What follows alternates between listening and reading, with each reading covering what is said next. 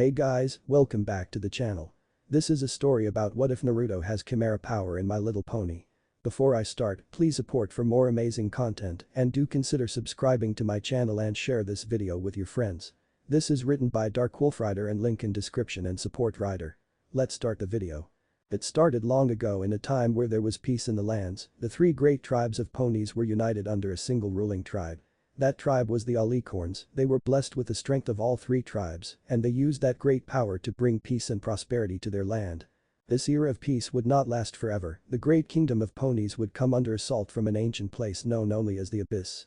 The Abyss was a place of unrivaled darkness and despair. It formed monsters made for the sole purpose of spreading its corruption across the land until all was consumed. The Abyss, however, was constantly pushed back by the Alicorn tribe. Their power, when united with the other tribes, was able to remove the taint from their land and destroy the monsters that the Abyss spawned. This would mark the beginning of the Abysmal War. Everything would change when the champion of the Alicorn race was turned to the Abyss side. He betrayed his comrades for the sake of power. His name was Blackened Sky. He was the Alicorn's strongest warrior and served as a guiding light to others. Sky had a secret, however. He sought power to end the war at any cost, but it was this lust for power that was his undoing. The Abyss sensed the hunger from Sky and knew that if he was turned, he could tip the scale in their favor. The Abyss set out to do that using Sky's lust for power against him. He was corrupted and fell into the Abyss clutches. He betrayed his comrades and killed the other Alicorns, allowing the Abyss to swarm the land. In their darkest hour, a hero arises to fight against the Abyss and its champion. That hero was Shining Dawn, an Alicorn that survived the purge. He led the other tribes into battle against the Abyss. He was able to free Sky from the taint of the Abyss, and together they were able to defeat the monstrosities of the Abyss and end the war. In the end, the last two Alicorns put everything they had left into sealing away the Abyss so that the tribes may never have to worry about its taint again. The effort would drain their remaining power and life force away. However, the Abyss was far from gone. Remnants of it would remain, bringing forth new monsters to terrorize the ponies as the remnants sought a way to break the seal. The remnants would go on to form the cult of the Abyss. It would draw on those with similar mindsets to the monsters and former legions. The group would work from the shadows, waiting for the time and chance to unleash their brethren and restart the war. The three kingdoms, once united by the Alicorns, began fighting amongst themselves. When the war was over, the fighting would lead to the great divide of the kingdoms, each tribe splitting apart and forming their own kingdom. Time passed and the knowledge of the Abyss War faded away from memory, the three races forgetting about the remaining threat from the remnants of the Abyss. Shortly after the Great Divide, a prophecy was made telling the return of the Abyss and the seals being broken. It also spoke of a champion that would arise. He would be betrayed by those he cared about and cast into the darkness. He shall return and lead the fight against the Abyss and its monstrous legions. In a cell deep in the crystal catacombs beneath Canterlot Castle lives a stallion imprisoned in a cell. The stallion was imprisoned under false charges framed for a crime he didn't commit. Those he trusted were tricked into betraying him by an unknown party. The stallion had burnt orange fur and silver mane and tail with winter blue streaks. His appearance was different than an average stallion. He looked more like a wolf, especially his ears and tail. He also had a strange chaotic pattern on his fur that went all over his body. The pattern slightly glowed neon blue. The stallion's name is Naruto. He doesn't have a last name because his family threw him away shortly after he was born. The sound of chains clanking together signaled movement from the prisoner. He was doing simple exercises to pass the time and keep from getting stiff in the cell. His wrists and legs were bound in shackles, so there was a limit to the range of his mobility and flexibility. The exercises showed of the prisoner's body. Mares, if they saw it, would consider him to be an Adonis. His muscles were the right balance of size and strength. The prisoner sat down on the bed, his exercises done for today. He looked at a nearby crystal formation to see his reflection. He lied back on the bed and put his hands behind his head. He started thinking about everything that led up to his current situation in the cell. It has been over a year since I was thrown in the cell. The princess and the bearers believe that I murdered my mare friend and her family. That was not the case, though. He was set up for the murder, but everyone believes he did it, Naruto thought to himself. It seems like his life was cursed from birth. His family was a noble and ancient one that lived in Canterlot.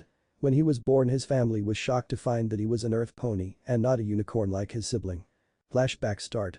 His father was ashamed of the fact he had an earth pony son. It was a sign of disgrace to pure-blooded unicorn families to have an earth pony or Pegasus foal or filly. His father took heavy precautions to keep him out of sight from the other families. This would go on until he was 6. His father brought him to a meeting with a strange old unicorn wearing a monocle. He didn't understand the conversation at first, but he was told the truth later. His father sold him to the unicorn. He was bound and gagged, then thrown in the cage in the wagon. That was the last time he would see his father. In the wagon he saw other ponies, a mixture of all three tribes as well, both genders. He didn't know where he was taken after that, he only knew that the life he had before was over. The reason the old stallion was collecting ponies, he was part of a cult that was doing various experimenting on ponies. He didn't understand what the experiments were for at first, but he would soon find out at least part of the experiments were to create chimeras. They were combining varied species together in order to create chimeras or monsters under their control. He was selected for the chimera experiments. He was fused with multiple subjects. Out all the ones selected for this branch of the chimera project, he was the only one to survive. The others were not as fortunate as their bodies began breaking down soon after the process was complete. After the experiment he learned what he was fused with 3 preserved subjects. He only learned what 2 of them were. One was an ancient dragon, the other was a rare breed of wolf. Naruto never learned what the 3rd subject was. The reason was only the highest members knew what the 3rd subject was. The results of the experiments were increased senses, strength and speed, and the ability to breathe fire. His body changed, his ears and tail as well looked more like wolves, as well as developing fangs and claws. One good thing about these changes was he was able to shield some of the younger prisoners from the guards. Because of this, the other prisoners began to see him as a leader. Once he had enough control over his body, he set his escape plan in motion. He planned out as much as he could, gaining information whenever he could. During the escape he armed himself with 2 weapons from the armory. Both were sentient because he could feel them reaching out to him every time he got near them. When he got touched them, memories of the previous wielder flooded his mind. He saw what looked like a stallion without fur slicing his way through countless enemies and monsters. He had a strange design in red that went across his body. One was an axe that had a large spike at the opposite side of the axe head. The handle was made from a solid and sturdy wood. The head had unique designs on the head, along with strange symbols. The axe had ice powers. The axe could freeze on contact and fire an ice beam, and when thrown he could summon it back to his hand. The other weapon was a pair of jagged-edged short swords that had a chain at the base of the handles. The chains came to life and wrapped themselves around his wrists and seared themselves so they wouldn't come off. He didn't need to worry about training to use the weapons because his body knew how to use them instinctively. He had a feeling that the knowledge came from the weapons themselves teaching him how to use them. To cover their escape, they set up a handful of distractions, setting some of the test animals free and destroying the camera control center to keep the cultists occupied as much as possible. They moved quickly as they could. Those who could supported those who were unable to walk or move under their own power. As they moved out of the facility and into the labyrinth that hid the facility, Naruto soon noticed that something was following them when they were going through the maze. The signs of the creature's approach were loud thump-like footsteps, an ear-splitting roar, and red glowing that signaled its approach. Naruto made sure to keep the group moving at all costs, not wanting to risk meeting whatever was following them. Unfortunately, things would come to a head when the group was crossing a crumbling stone bridge over what looked like a bottomless pit. A loud roar rocked the cavern. Naruto knew that the monster was closing in fast and looked for a way to stall the monster while they escaped. Naruto noticed a spot in the middle of the bridge where the bridge was weakened. With enough force the bridge could be broken and prevent the monster from tailing them. Naruto rushed towards the spot. He used the axe to hack away at the stone, but before he could finish the monster emerged from the shadows. The monster was enormous. It towered over every pony in the group. The monster seemed to be made of fire and darkness. It possessed 2 large horns, one on each side of its head, and large bat-like wings made of fire. The monster took one step onto the bridge and it cracked under its weight. The monster roared at Naruto and then summoned a great sword made of fire. Naruto tightened his grip on his axe, the head gathering frost responding to his grip. The monster swung its blade at Naruto. He responded by meeting the sword with his axe. The stored energy in the axe poured into the monster's blade, causing it to explode and pushed the monster back. The monster roared in fury and summoned a whip of fire to deal with Naruto. "I will not let you harm them, so go back to whatever pit you crawled out of," Naruto shouted while slamming the axe onto the cracked spot. The stored power was released in an icy explosion, breaking the bridge. The collapsing of the bridge sent the monster tumbling into the darkness. The success was short-lived though, as the crack of the whip broke through the air. The whip wrapped around Naruto's waist, pulling him into the darkness. Naruto remembered failing through the darkness, striking the monster whenever he could. The monster struck back several times, slamming him into the walls of the pit. As they fell further into the pit, Naruto began to see clumps of water appearing in the air around them. The clumps got larger and more frequent the further they fell until they slammed into an underground lake. Before they hit the water, Naruto embedded his chain blades into the back of the monster and pulled himself onto its back to shield himself from the impact. The water quenched the monster's fire on impact. The monster then swam into an underground tunnel, dragging Naruto with it because he was still chained to the beast. The impact of the water had knocked him for a loop. The two would emerge in a darkened room. Naruto snuck away from the monster, hoping to regain his strength, in case the monster came after him. He would find out that he was in the remains of an ancient castle, and judging by the decorations he found it belonged to unicorns. Naruto explored the castle trying to find anything that would tell him where he is, however that plan was scraped when he encountered the monster. The monster couldn't summon its flames on its body, but it still could use its flame weapons. The two would clash for what felt like hours before Naruto was able to gain the upper hand and end the battle.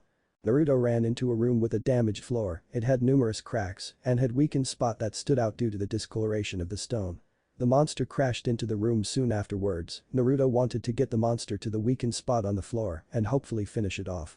Naruto threw a stone near the spot drawing the monster's attention to it. Naruto charged up the axe and fired the energy as a beam. The attack hit the monster square in its chest, pushing it back onto the weakened spot. The monster's weight caused the floor to collapse and the monster to crash down. Naruto drew his chain blades for the final time. He focused on charging the blades in the same way as he does the axe. The energy on the blades cracked and sparked as lighting energy enveloped the blades. Naruto jumped down, impaling the monster in the chest, piecing its heart and taking it out for good. Naruto collapsed against a wall. He was exhausted from everything that happened to him. The top thing on his mind was the fate of the others. He could only hope and pray that the others would get to safety and their freedom. He had faith that the others would take charge and lead them in his stead. Once he recovered enough, he tried to find out where he was and how to get to civilization as he explored the castle until a strange ball of light appeared before him. Naruto was surprised by the light, it wanted him to follow him. Naruto chose to follow the light, but keeping his guard up just in case. The orb led him to an enormous door. The door was made from a type of white stone and had a strange gold pattern etched into the door. At the center of the door was a massive lock made directly into the door itself. The lock was made in the shape of a unicorn's head.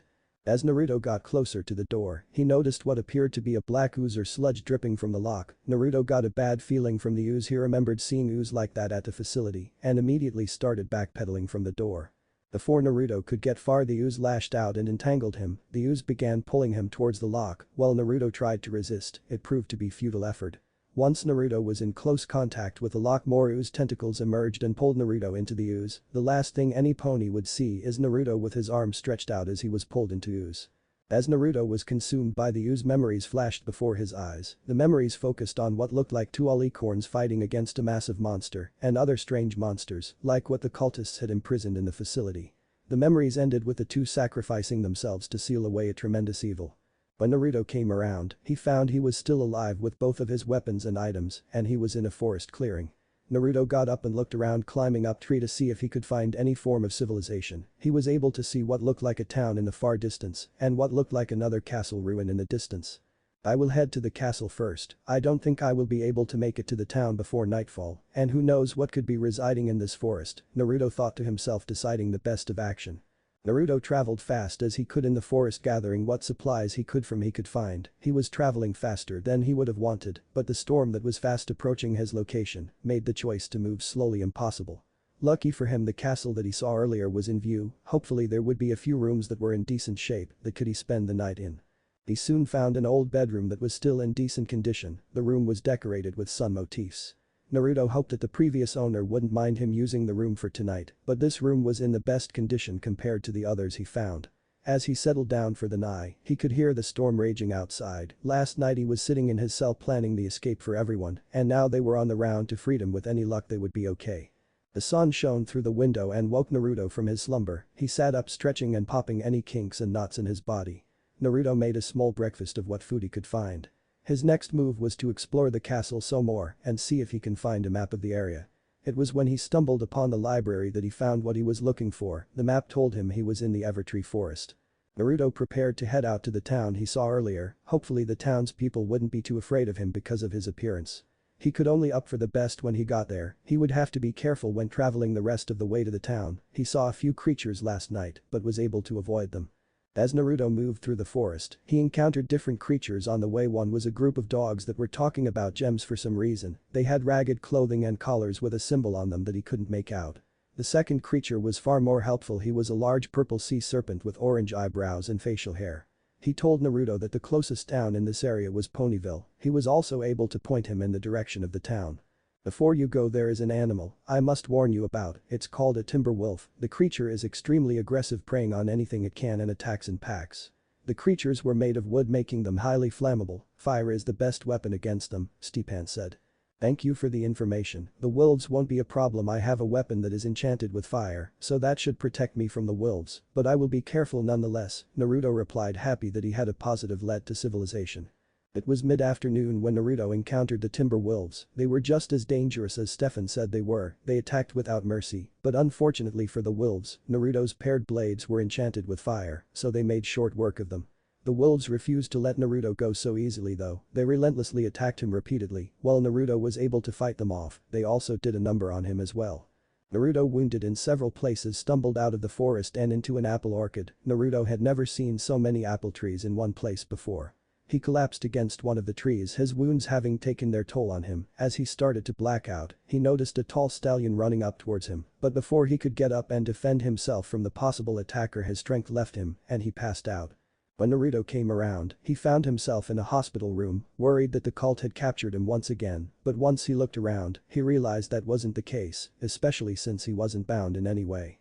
The room was a basic hospital room with a relaxing view of a garden. Naruto was pulled from his thoughts by the sound of a door opening, letting in a mare in a nurse's uniform. She had a cream-colored fur tone with multi-purple colored mane and tail. It darkened at the top of her head and lighted as it went down to her neck. She gave Naruto a welcome smile, hoping to relax the colt. She heard how he was found in the apple orchard. From the sign she could only guess he was a runaway from somewhere. Hello, my name is Crystal Sky. You found in Sweet Apple Acres in rough condition. Do you mind telling me how you got in that condition? Crystal asked. Naruto told her that he was abandoned by his parents for being born an earth pony instead of a unicorn. He wandered around Equestria, eventually wandering into Evertree Woods.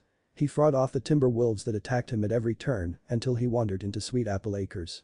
After Naruto finished his tale, he was suddenly pulled into a hug from Crystal Sky. She was crying after hearing his tale. She couldn't imagine any pony throwing away their child just because they weren't the same race as them. Naruto was surprised at the mayor's action. He was far used to suffering beating from the guards and cultists at the lab. He was used to set an example in front of the others because he always tried to shield them from the crueler members of the group. When the hug ended, Crystal explained that he was in Ponyville, which was the town your friend the sea serpent told you about. She explained it was a friendly town located on the edge of Evertree Woods. She explained since he was an orphan, he would be placed in the orphanage because he was too young to live on his own. Unfortunately for Naruto, because of his appearance and the fact he came from Evertree Woods, other ponies were wary of him and some of the other orphans made fun of him. Naruto never let them get him down, choosing to focus on learning skills to grow a career in. He would be hired as a lumberjack and working as a handy pony on the side. He enjoyed both jobs. As a lumberjack he traveled all over Equestria, meeting new ponies and seeing the sights, and as a handy pony, he formed bonds with different ponies in Ponyville. He learned the skills for his job as a handy pony from various books and a handful of ponies who were experienced in do-it-yourself jobs. He also learned other things as well, from the Cakes and Pinkie Pie who worked at Sugar Cube Corner, Ponyville's premier bakery, at least according to Pinkie Pie. From Rarity he learned how to sew and repair clothes, something he found useful in his line of work. He would eventually form bonds of friendship with all the bearers through different encounters or when he learned different skills under their tutelage. Time would move quickly. Naruto would grow up into a handsome stallion in the eyes of the mayors of Ponyville. His reputation in Ponyville changed over the years, with more seeing him as a nice and friendly pony, while some seeing an outcast, while others saw him as a good friend or love interest in the eyes of mayors. Everything would change with the arrival of Twilight Sparkle for the Summer Sun celebration. Naruto knew from reputation and her being the student of Princess Celestia. It was following the incident that things would start changing, the first being his choice to start dating mayors. In the past he considered dating in past but was nervous and unsure when it came down to it. Thankfully he got help from friends from work and started into the dating scene. He would find out he was immensely popular among the mayors. The reasons why were his wild looks, his charming and helpful nature, and the fact he considered to be the hottest stallion in Ponyville. Naruto felt that he could feeling towards the bearers, but he didn't want to risk destroying his friendship with the mayors. He had done that before, but an event happened that caused him to lose those friends. He didn't want it to happen again. Naruto would enjoy the dates he had with the different mayors, but after a while he got tired of the constant one-night dates and he wanted to form a more serious relationship with a mayor, but it seemed that they didn't want the same with him. After a while he decided to take a risk and try dating his friends. He could only hope that this choice wouldn't come back to bite him. Rainbow Dash was the first of his friends that he tried to date. She was surprised at first, but later warmed up to the idea. He remembered her saying that she would lower her standards to date him. Things would go smoothly for a little while, but everything changed one day. She would walk up to him and slap him across the face. The reason was she had been told that he was cheating on her. She stormed off, leaving Naruto alone, hurt and confused about the situation. When he saw Rainbow the next day, she was laughing and holding hands with another stallion. Naruto recognized him from the days at the orphanage as one of the members of a group that liked to give him a tough time. The same pattern would follow when he tried dating the others, each one ending with them accusing him of cheating on them and then seeing them with another member of the same group as the first. These incidents would further degrade Naruto's reputation in the town. While they never did anything openly damaging, they made him feel unwelcomed whenever he was in public. Naruto knew something was going on, but he couldn't do or say anything without any kind of proof, so just tried to keep his head down and stay out of the public's eye as best he could. His problems would continue to worsen because of the rumors surrounding him would cause him to lose his job with the lumber company that he worked at for years. He was called into his boss's office one day. Naruto could tell from the look on his face, the news was bad, and no doubt because of the rumors and complaints from the other workers. His boss was an earth pony with gray mane and tail from age and a chestnut oak fur. His name is Solid Timber. He liked Naruto because he was a diligent worker and always went beyond than any pony else on the working crew. "You wanted to see me, boss?" Naruto asked his longtime boss. "Yes, I did. Please sit down. You may not like what I have to say," Timber said, his voice filled with regret with what he must do. "Naruto, I am sorry to say this, but I will have to let you go. There has been too many complaints from the other workers and it's causing problems with the workflow. I know that this job is your main source of income, but I may have a solution for you if you're interested in it," Timber asked Naruto. Naruto knew that this was coming, but it still hurt nonetheless. However, he was curious about the offer Timber had for him. He always looked out for him when he first started working under him and showed him the ropes. "What's the offer?" "Considering my options, I will take what I can get," Naruto replied, glad to see his boss looking after him. "I have a friend who is a captain in the Royal Guard. I have told her about you in the past and she was interested in skills as a fighter and the weapons you wield. The two of us having been talking about offering you a position in the guard. Both of us feel you could do a lot more there than working for her as a lumberjack. What do you say? Are you interested in the job?" Timber asked Naruto, waiting for his response. Naruto thought about it for a moment before answering. This seems like the best option at this current moment in time. He smiled at Timber because once again when the chips were down, he had his back. "How soon should I pack my things?" Naruto asked. A few days later, Naruto found himself in Canterlot reporting for basic training for his new career. Once that was complete, he was placed on a squad. The pony he was replacing was removed due his views towards mares causing problems in the group. The leader of the squad was a mare named Starblitz. She is a bat pony with a dark blue coat and a mane and tail that was solid blue near the top of her head and lightened the further down her mane grew. Her wings were a mix of two shades of blue. The other members of his squad were a pair of twin Pegasus, Sparkling Gleam and Frosty Breeze. Sparkling Gleam had a navy blue coat, sapphire eyes, and a violet mane. Her sister had gray coat, teal eyes, and dark red mane cut short. Cosmic Knight was an earth pony with a sky blue coat, storm gray eyes, and a midnight blue mane.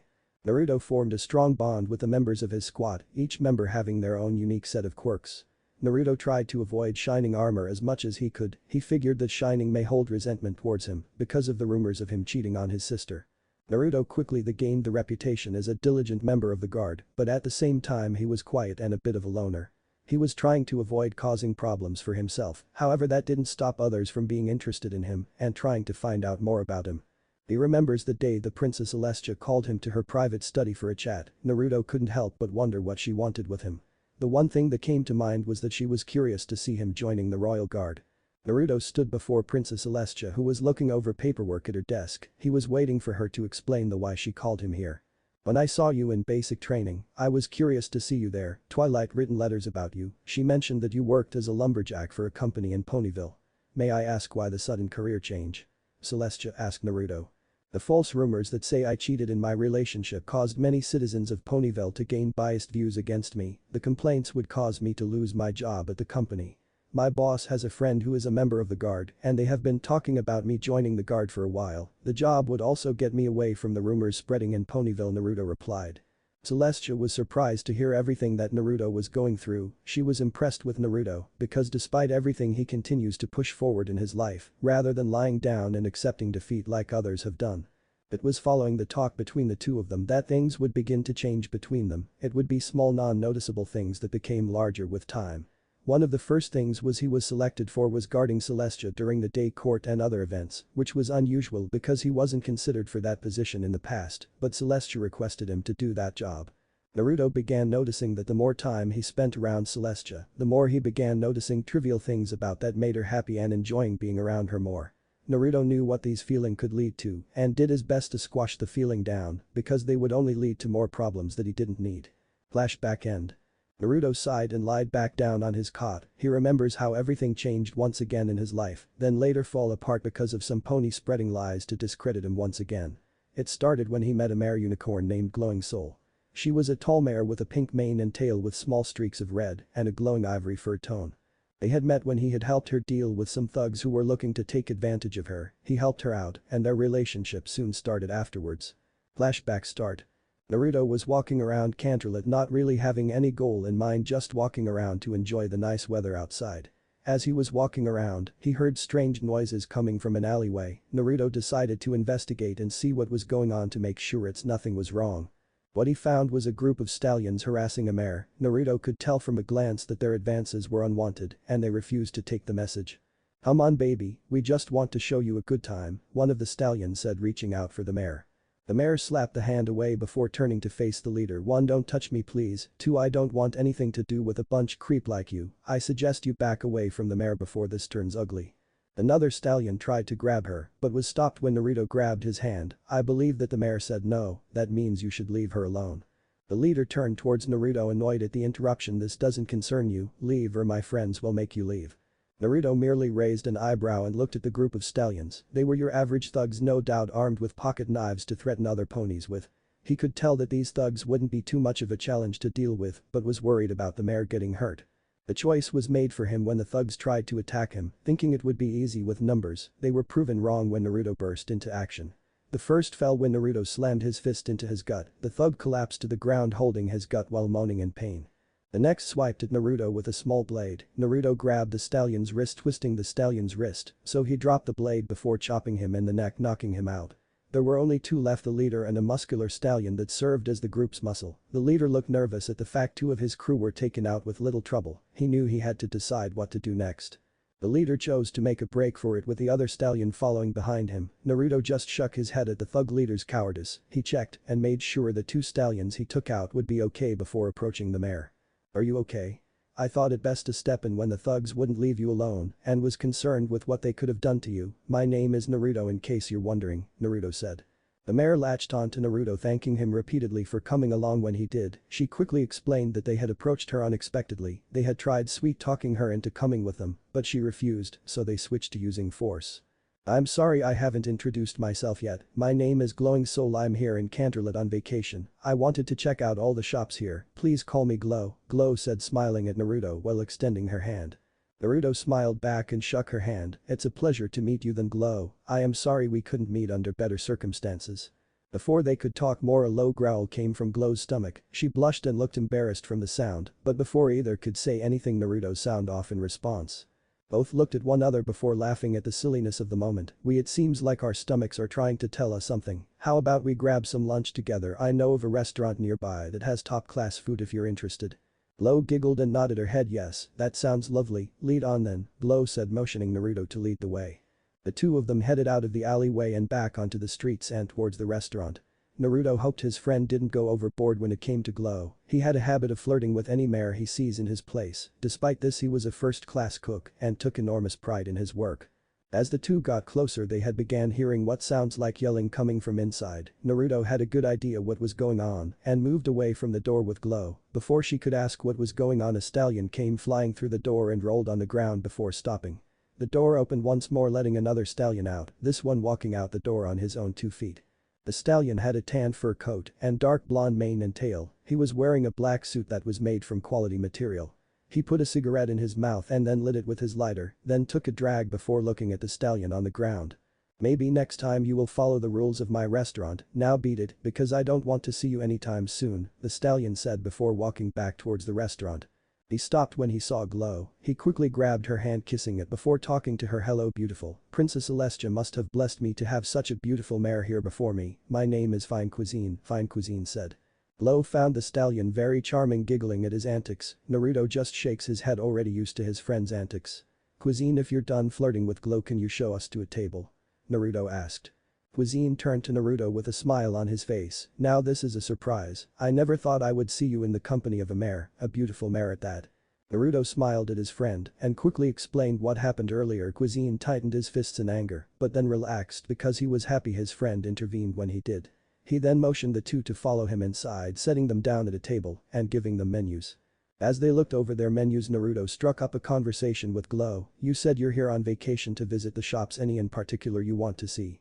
Glow smiled at Naruto. The shops I want to visit are the fashion boutiques that are located here, especially the one run by Hoity Toity, the famous fashion designer.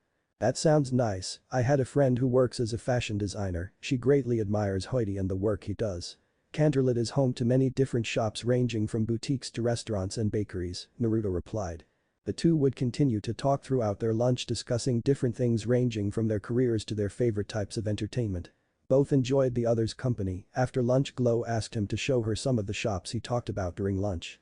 As they walked around Canterlot, Naruto would talk about his squad mates and the fun times they had together. She told Naruto about her family, that just her sister since her parents had passed away. Glow told him about the strong bond they had formed with each other. The two would continue to walk around Canterlot, enjoying each other company and visiting different shops in Canterlot. Many ponies would assume that they were a couple because of the way the two acted, but were surprised to find out they had just met early today. By the time the two would finish their tour of Canterlot, it would already be well into the evening with the moon high in the sky. Right now, he was escorting Glow to her hotel room. He chose to do this for two reasons. One is to make sure she arrived safely, and the second was he enjoyed Glow's company and wanted to be around her a little bit longer. Thank you for accompanying me around Canterlot. It was very nice to have some pony to talk with and not worry them acting like an immature filly foal or throwing cheap pickup lines at me every few seconds. I have dealt with numerous stallions, can only think with the head between their legs and not the one their shoulders, Glow said. Naruto nodded his head in understanding. He knew what she was talking about, having dealt stallions like that in the past, those who only care about putting another notch in their belts whenever they date or sleep with a mare. The two had reached Glow's hotel. Thanks again for everything, Naruto. I had a wonderful time with you today. I hope we can do this again when you're available again, Glow said with a bright smile on her face. Naruto smiled at Glow. I'm glad you enjoyed yourself. I felt the same. As for doing it again, I'm fine with it. We just have to figure out when to do it. Glow leaned in close to plant a kiss on his cheek. I will be looking forward to it then, Glow replied with a sly look on her face. Naruto headed back to his apartment that he lived in. He originally stayed in the castle barracks until he could find and afford an apartment to live. The apartment wasn't super big, but it was just big enough for him. The apartment also had a wonderful view of the castle. Naruto loved how it looked during the evening when the moon shined on it. Naruto put on his sleep pants and crawled into bed. His dreams were of his friends, both new and old. The next day, Naruto found himself dragged to a cafe by his squad. Today the squad got together to hang out as a group, not that he minded in any way. They usually tried to hang out as a group whenever they had a large amount of downtime from work and no one was busy with personal matters. Right now, he was having a relaxing drink with the others in a cafe that they decided to try out. Naruto could also feel his leader smirking at him from across the table. Are you still grumpy that we made you come with us? This is just a fun way to relax from the more difficult assignments such as the dragon hunting one we just wrapped up the day before, Starblit said. The mission they had just completed was dealing with a trio of rouge feral dragons that had attacked a mid-sized mining town. The town's ponies suffered minor injuries, but no pony was killed during the attack. Star Blitz and her team were sent to take care of the threat. Once it was revealed that the dragons were feral, they had to use force when the dragons attacked, but were able to find them off and subdue them. The team had been given a few days off to recover from the battle against the dragons. They had planned to get together yesterday, but things popped up, trashing that idea. He remembered when he was first assigned to the group, he was replacing another member that was deliberately causing conflict amongst the teammates and was removed. I'm not grumpy about hanging out with the crew today. I enjoy our get-togethers, especially the times where we have fun going to carnivals or the arcade, Naruto replied to Star, ignoring the smirk on her face. The sounds of arguing drew the two ponies' attention. When they realized who was fighting, they both sighed because they realized that the twins were fighting again. Knock it off, you two, you are causing a scene, Star said. The twins turned to look at Naruto and Star, both frowned then pointed at each other, then continued the argument. Naruto and Star shake their heads at this, familiar with their behavior. I see the twins are at it again, what is it this time? Cosmic Knight asked in a bored tone. Not sure, but it's nothing we should be worried about knowing them, Star replied. That reminds me, on the way here I heard rumors about you being in the company of a very beautiful mare. Would you care to comment on the rumors, Naruto? Star asked with a sly grin on her face. Naruto shakes his head at the question. He realizes that he would have to answer, otherwise Star and the twins won't stop bugging him until he does. He enjoyed the time he spent with his friends, but wished it didn't have to be so noisy at times.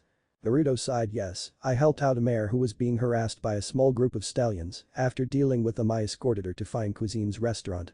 After lunch she asked me to accompany her around Canterlot while she checked out various stores and stalls. The others smiled at Naruto. They knew he was the definition of what a stallion should act like. He was always treating mares with respect. The twins easily pictured Naruto as a knight in armor protecting a damsel in distress. Before any pony could say anything else, they were distracted by some pony entering the cafe. The pony in question was Glow. She gained a lot of attention from the stallions in the cafe, with gaining silly looks on their faces. Glow looked around until she saw Naruto sitting with his squad. She quickly ran over to him and hugged him, crushing the hearts of the other stallions in the room. Star and the others were memorized by her beauty. The twins' eyes shined with sparkles, both mesmerized by the mare's beauty. Star and Cosmic were stunned at Glow's beauty. They had seen numerous mares using numerous ways to enhance their beauty and appearance, but Glow put them all to shame.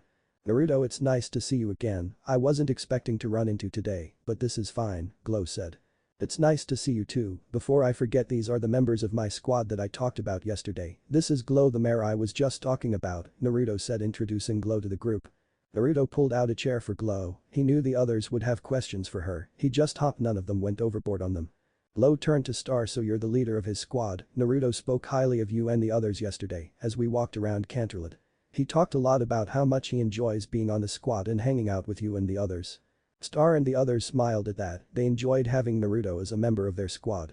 He was always doing what he could to support the squad and watch their backs when they were in dangerous areas. They looked towards Naruto and noticed the sheepish look he had on his face, embarrassed by Glow's words. Star nodded her head at Glow's words. Yes, that is true. Every pony on the squad enjoys having him around.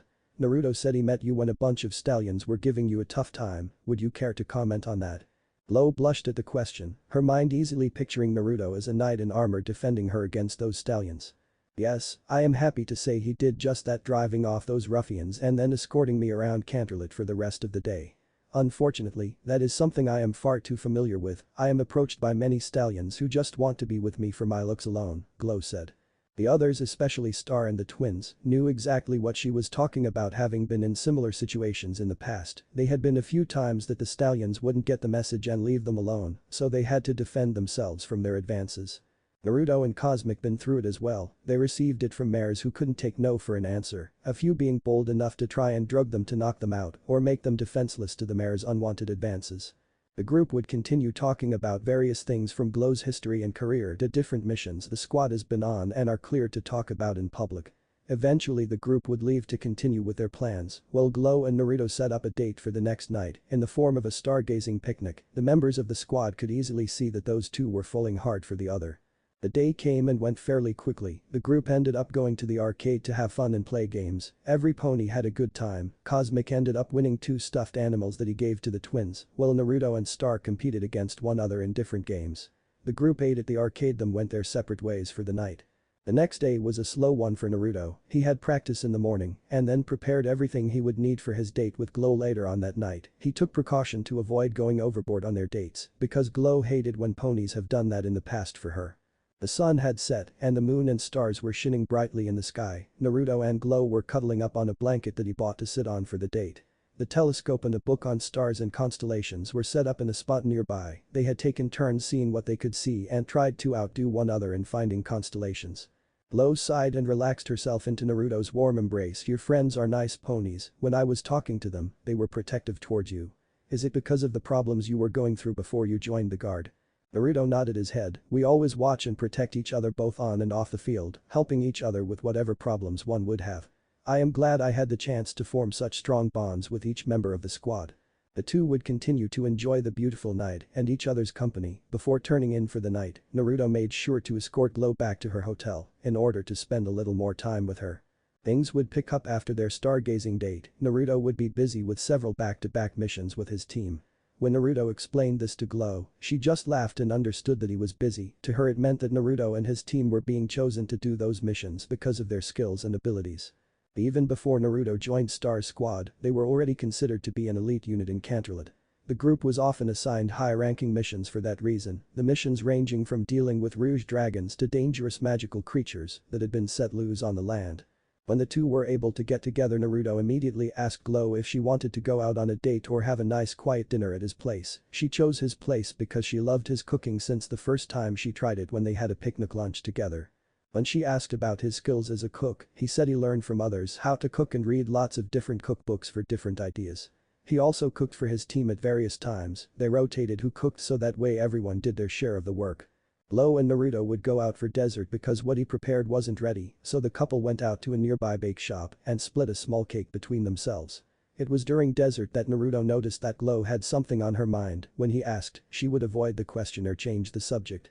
Naruto told her that when she was ready to talk, he would listen to what she had to say when she was ready. Naruto and Glow were walking down towards Glow's hotel. She wrapped his arms around him as the two enjoyed the walk in the cool night air. However, as they passed his place, Glow stopped in walking and looked up at the sky. Naruto noticed once again that she had something on her mind. Naruto turned to Glow, is there something a matter, Glow, or did you want to go somewhere else before heading back to your hotel? Glow shook her head, nothing is wrong, but can we go back to your place? Naruto pulled her close and planted a kiss on her forehead, causing her to blush, then he started walking back towards his apartment with Glow once again wrapping her arms around his arm. Naruto had Glow sit down on the couch as he put a few things away and took care of a few other things. When Naruto returned to the living room, Glow was waiting for him on the couch. He sat down next to her and held her hands while he looked her in the eyes.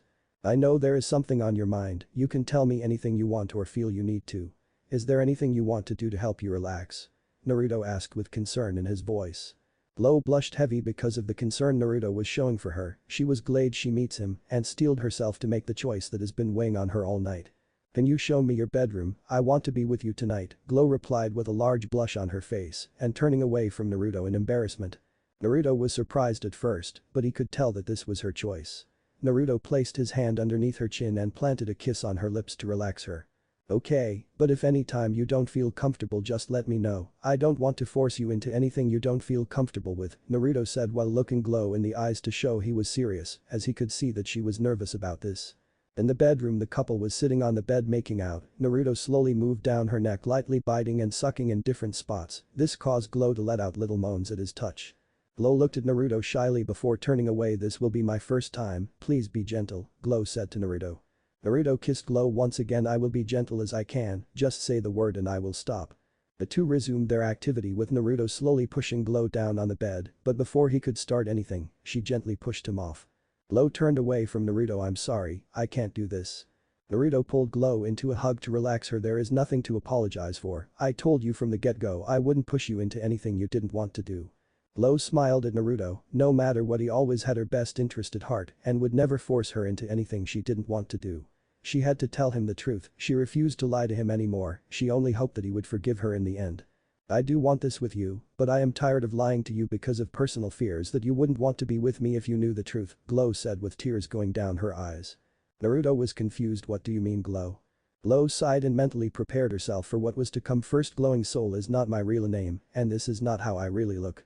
That's okay, just show me the truth, I promise to wait until the end before I say anything, Naruto replied. Glow smiled at Naruto, glad he was being reasonable with her. Glow's horn lit up and soon a white light lit up the room, blinding Naruto for a second. When the light died down, a familiar pony was standing in Glow's place. The mare was taller than most, but rivaled Naruto in height. She had ivory white fur and a tri-colored mane. He had a long horn and a pair of swans or dove-like wings. Naruto was unable to hide his shock at the sight before him. He never expected that Glow would be Princess Celestia in disguise. Naruto quickly regained his composure. He believed that Princess Celestia had a reason for her actions, but wondered what they were. I can guess that the transformation is to get away from the reasonabilities that you face as Princess of Equestria and its ruler, but why keep it up with me for so long? Naruto asked, confused by the situation. Celestia smiled at Naruto, glad he was giving her a chance to explain her actions. The fact he already figured out one of the reasons surprised her slightly, but she already knew that Naruto was an intelligent pony from the time she had spent with him. You are correct about me wanting a break from the duties I had faced as rule. The job is not always easy. There are times when I feel like I am pushed to the breaking point, Celestia said while sitting down on the edge of the bed. Naruto sat down next to her and wrapped an arm around her to relax and comfort her. He knew that this wasn't easy for her and wanted to support her. Celestia smiled at Naruto and leaned into his embrace, enjoying the warmth. That isn't the only reason that I created the disguise, I also used the disguise to find the one that would win my heart. I wanted some pony to look past the beauty and see the mare underneath, Celestia said with a blush on her face, avoiding looking at Naruto. Naruto understood what she was talking about, he went through the same thing when he was dating back in Ponyville. The mares seemed to only care for his physical appearance, and nothing more, every date ended the same way in his bedroom. A long time ago there was a stallion that won not only mine, but my sister's heart, but the story comes to a tragic end because he was killed during a dark period of Equestria's history. Naruto, you're the second pony to make me feel this way, everything I told you on our dates is completely true. I am in love with you Naruto, Celestia said looking directly in his eyes. Naruto found himself at a loss of words, he had no idea what to say. Princess Celestia, Naruto said. Please just Celestia when we're alone, Celestia replied. Okay Celestia, Naruto said. The two leaned in close for a kiss before slowly picking up where they left off earlier. Please Naruto, I want you to be my first tonight, Celestia said with a large blush on her face. Okay my princess, Naruto replied.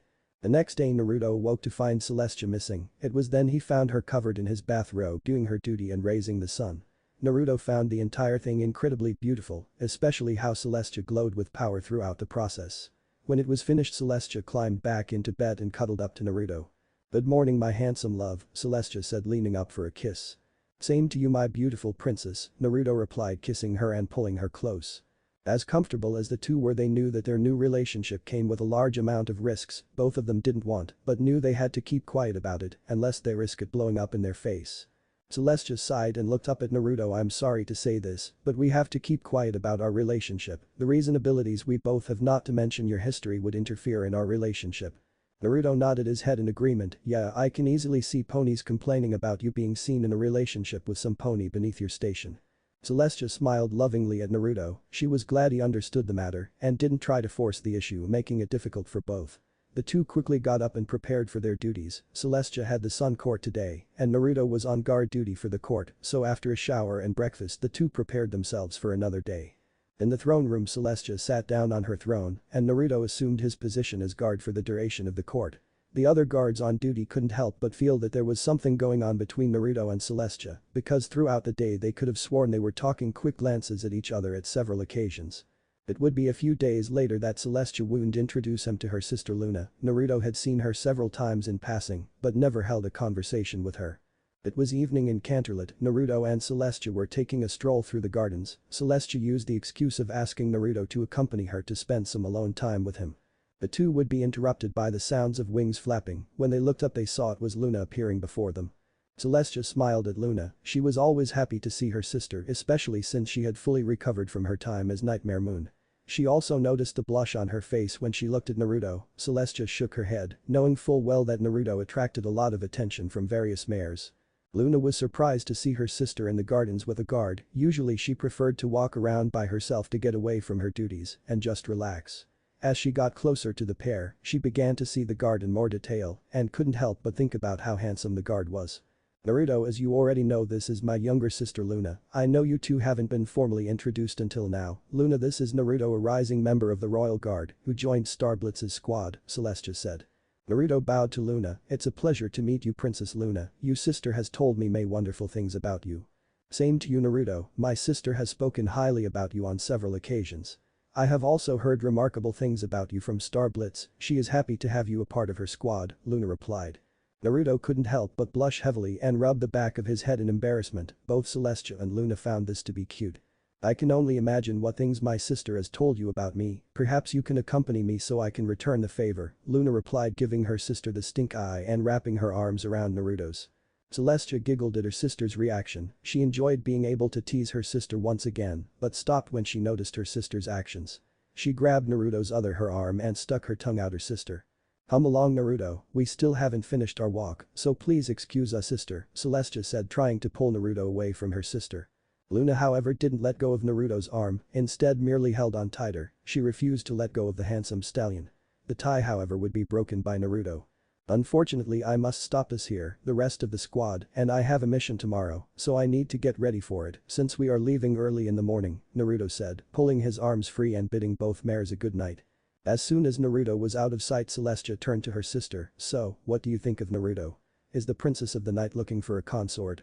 Luna blushed heavily at the questions. She wouldn't deny that Naruto was a handsome stallion, and she wouldn't mind spending more time getting to know him better. She started thinking about claiming Naruto for herself. Starting from that night, the two sisters would subtly try to influence Naruto in separate ways, both wanting the stallion for themselves. Those closest to the sisters who knew what was going on found great amusement in the situation. The fact that both royal sisters were interested in the same stallion was very funny to them. Unfortunately for Naruto, the princess's actions would draw unwanted attention to him and cause rumors to start spreading around Canterlot. The main ones being how he was using unknown means to seduce the princesses. This led to problems for Naruto as ponies started believing the rumors and turning against Naruto. It would be hard for Naruto to work with any pony outside his squad except for a select few, the others choosing to believe the rumors and give Naruto a tough time for toying with the hearts of the sisters or believing that he is stepping outside the status quo. Naruto would be called before the princesses to be told he was being reassigned to Ponyville to serve as a guard for the town. Mayor had been requesting a squad of guards to help protect the town from the dangerous threats that seemed to be attracted to the town. Celestia assigned him to this position for two different reasons, one being he was a former resident of the town, so he knew the town and the ponies that lived there and wouldn't stand out too much, the second being the rumors spreading around Canterlot. Both Celestia and Luna wanted to get Naruto away from the foolish nobles, who were no doubt behind the rumors about him. When Naruto arrived back in Ponyville, only a few ponies recognized him because it had been several months since he left for Canterlot to join the royal guard. The mayor was shocked at who Celestia sent to guard the town.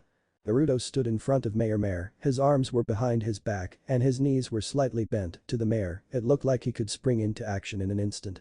"You're the last pony I was expecting when I heard that Princess Celestia was sending a guard over. I can tell from your records that you are overqualified for the position," Mayor said, trying hard to fight down the blush on her face because of the attractive stallion in front of her. Naruto nodded his head. "I know Celestia had my former home rebuilt and made larger, so that will take care of a place of residence. The only thing I ask is you try not to raise any attention towards me because of what happened when I left." Mayor nodded her head, knowing full well the problems would occur if it was leaked that he had returned. There were still those who held Naruto in a darker light because of his past. To keep a low profile and avoid any pony from recognizing him, he used dyes to change his mane and tail colors. It worked well, but he still attracted mares much like before.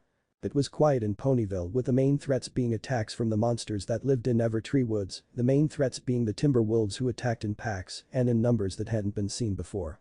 The wolves were also showing strange signs such as dripping a strange black ooze from their mouths and what looked like moving tentacles inside their bodies. Things would go back to normal for a while, but Naruto had a feeling that they would be picking up again like they usually would. Naruto would be correct in that feeling, as his life would pick up following an incident where he saved a young mare from a small pack of blackened timber wolves. Blackened timber wolves is what he called the strange mutation of the timber wolves. The mare he saved had powder blue fur coloring and a snow-white mane and tail with icy blue highlights. She was wearing a pair of faded blue jeans and a turtleneck sweater with a snowflake pattern on the left side. The mare smiled at Naruto. "Thank you for saving me from those monsters, I would have perished if not for you. My name is Snow Angel, do you mind telling me yours?"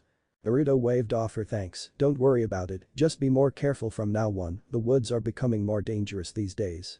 As for my name, just call me Maelstrom." The next day he would receive a shock as the mare that he saved last night had tracked him down in order to thank him for rescuing her. Naruto was having a quiet breakfast when he heard someone knocking at his door, wondering how it could be. Naruto quickly walked to the door. When he opened it, he saw it was the mare from last night. Naruto raised an eyebrow and thought, "What brings you here this morning?" Snow Angel smiled at Naruto. "I wanted to thank you for saving me from the wolves. I heard about the wolves, but I didn't think I would ever encounter them." Naruto just shook his head. "Don't worry about, just be more careful. I am guessing you went to the mayor to find me." Snow nodded her head. "I wanted to thank you in person," the mayor said. "You prefer to keep to yourself, but I still wanted to meet you again." Any further conversation was cancelled out by the sound of Snow's stomach growing. Naruto looked at her with a questionable gaze, while Snow blushed from the attention her stomach brought to her. Naruto sighed. "Why don't you come in and have something to eat since you came out here to see me? From the sound of things you skipped or haven't had breakfast yet." Snow was about to decline his offer when her stomach made decision for her. She followed Naruto inside, hoping to talk with Naruto some more. Naruto guided Snow into the kitchen and put together an omelette for her and a few pancakes for himself. Throughout breakfast, Snow would continue to ask different questions, hoping to find out more about him. Some questions he answered, others he chose not to, eventually asked why he chose to live alone on the outskirts of the town rather than in it. "In the past I tried to do that and open myself to others, but rumors began spreading around that destroyed my reputation and credibility around the town. I moved away only for the rumors to follow me and history to repeat itself. Being by myself is easier than dealing with ponies who don't bother to find out the truth, Naruto answered. Snow was shocked by his words. She had heard about the rumors, but when she questioned what they were based on, it seems like a never-ending string of ponies created the rumors. She was far from intimidated by Naruto's warning. This merely made her want to know more about him. Every day she would come back to either ask questions or just find more about him. She would talk about her job as a nurse and her family in Ponyville. Naruto had to admit the mare was persistent in getting to know him. She always came back the next day to either talk or just have a meal together. Soon enough Naruto began to enjoy her visits, looking forward to seeing her smiling face or hearing about her day. After a while she asked for a date with him. He opposed the idea at first because of history, but Snow wore him down enough to the point he agreed to go on a date with her. The two would come together after several dates. The town's ponies were surprised at the news, since the mysterious guard was always seen as a loner and rarely in the company others. It was their first heartwarming eve that they would solidify their relationship, but it was soon after that everything would take a turn for the worst. One day Snow didn't show up. This didn't worry Naruto too much, at first thinking that she could be running late due to one reason or another, but as time went by Naruto started to get an all too familiar feeling that something bad had happened. His suspicions were confirmed. Went into town to only get arrested on the spot. The crime he was charged with was the murder of Snow and her family. He fought back asking what proof they had of his involvement in the crime, but his words fell on deaf ears. He was brought before the princesses and the bearers for his crimes. He remembered seeing the cult friends of the bearers present as well. He could see the looks of disgust in their eyes, believing that he committed the murders. The cult friends would suggest that he imprisoned in the crystal catacombs beneath the castle for the rest of his life. The others agreed with the punishment, and so he found himself down her in a cell door that only the princesses could open. The lock always required a unique key to open that Celestia kept on her person. Flashback end. Naruto opened his eyes. His trip down memory lane was the farthest thing from a pleasant journey. The time in his cell gave him time to think on everything. He knew he was set up, and he had a hunch that the ones who set him up are the new cult friends of the bearers. He could only guess what their reasons were for everything they did was. Naruto looked down at his right arm. Unlike the rest of his body, his arm was an unusual color and had a separate pattern than the one on the rest of his body. The fur was black with a glowing red pattern. He remembered how this change happened a few months after his imprisonment. He remembered how his was meditating to focus his thoughts and figure out what was going on and who was behind everything. He was pulled from his thoughts by strange noises coming from the cavern area. When he approached the bars to see what was out there, he saw 3 strange blobs approaching his cell. The first blob was black with a red wave pattern, the second was silver with a blue streak pattern, and the last one was gray with yellow triangle pattern. The blobs slipped through the bars of his cell door and attached themselves to his body before entering his body through his pores. What Naruto felt next was enormous amount of pain. It reminded him of when he was turned into chimera. He passed out from the pain only to awaken with his mane and tail changed to the coloring of the silver blob and his right arm the black one's colors. What felt strange to Naruto was that the changes felt natural to him, which raised a lot of questions in his mind. Naruto began hearing footsteps and felt 2 ponies approaching his cell. He felt that they weren't the royal guard but were familiar to him. Naruto started to get a bad feeling about the 2, the feeling getting stronger as the 2 approached. It was when they stepped into the light that he knew why they were so familiar to him. They were both stallions. The one on the left was an older stallion with gray fur and a white mane. He wore a monocle in his right eye and was hunched over with his hands behind his back. He wore a white lab coat with a black long-sleeve shirt underneath and black dress pants and dress shoes. He also had an average size horn, signaling that he was a unicorn. The other stallion was an earth pony. He possessed a large muscular build and had reddish-brown fur, and his mane and tail were a steel gray mane and tail. He wore a sleeveless black shirt and ripped blue jeans. He gave off an intimidating aura that would cause most ponies to become extremely nervous around him. They were Dr. Mixed Elixir and Steel Bones. The doctor was head of the Chimera project at the facility, and the other served as an enforcer for the facility, pushing anyone who broke the rules or got out of line. Well, look how the mighty have fallen. The colt who nearly destroyed my life's work finally get what he deserves, Dr. Mixed Elixir replied in a sarcastic tone. Naruto said nothing. He finally understood who was manipulating every pony from the shadows. He thought as much, but had no proof of their involvement. Naruto walked up to the bars. It's safe to assume that you're the mastermind behind everything that has happened recently. Dr. Mixed Elixir gave a bow yes, as you guessed everything was a part of my plan. You nearly destroyed my life's work, so of course there would be consequences. So, what if we were kidnapping ponies and other creatures from across the lands? It was all in the name of science. Naruto raised an eyebrow at the doctor's speech. So, now that you had your revenge, are you here just to gloat in my face? Well, that would be enjoyable to me, that is not why we're here for. You have proven to be a dangerous threat to the leader's plans, so you will be removed from the equation. You can't destroy the cult's work again, Dr. Mixed Elixir said with a dark grin on his face. Naruto was confused by what the doctor said. He started to get a bad feeling and prepared himself from whatever they were going to throw at him, but that proved to be a useless gesture because a massive seal appeared underneath his feet. The seal had numerous runes etched onto itself. Naruto didn't recognize any of them, but he knew that he was in trouble. Suddenly, the runes turned black and then a familiar black ooze appeared from inside the seal. Naruto tried to leap out of the seal, but when he tried, hands of black ooze took hold of him and pulled him down into the darkness.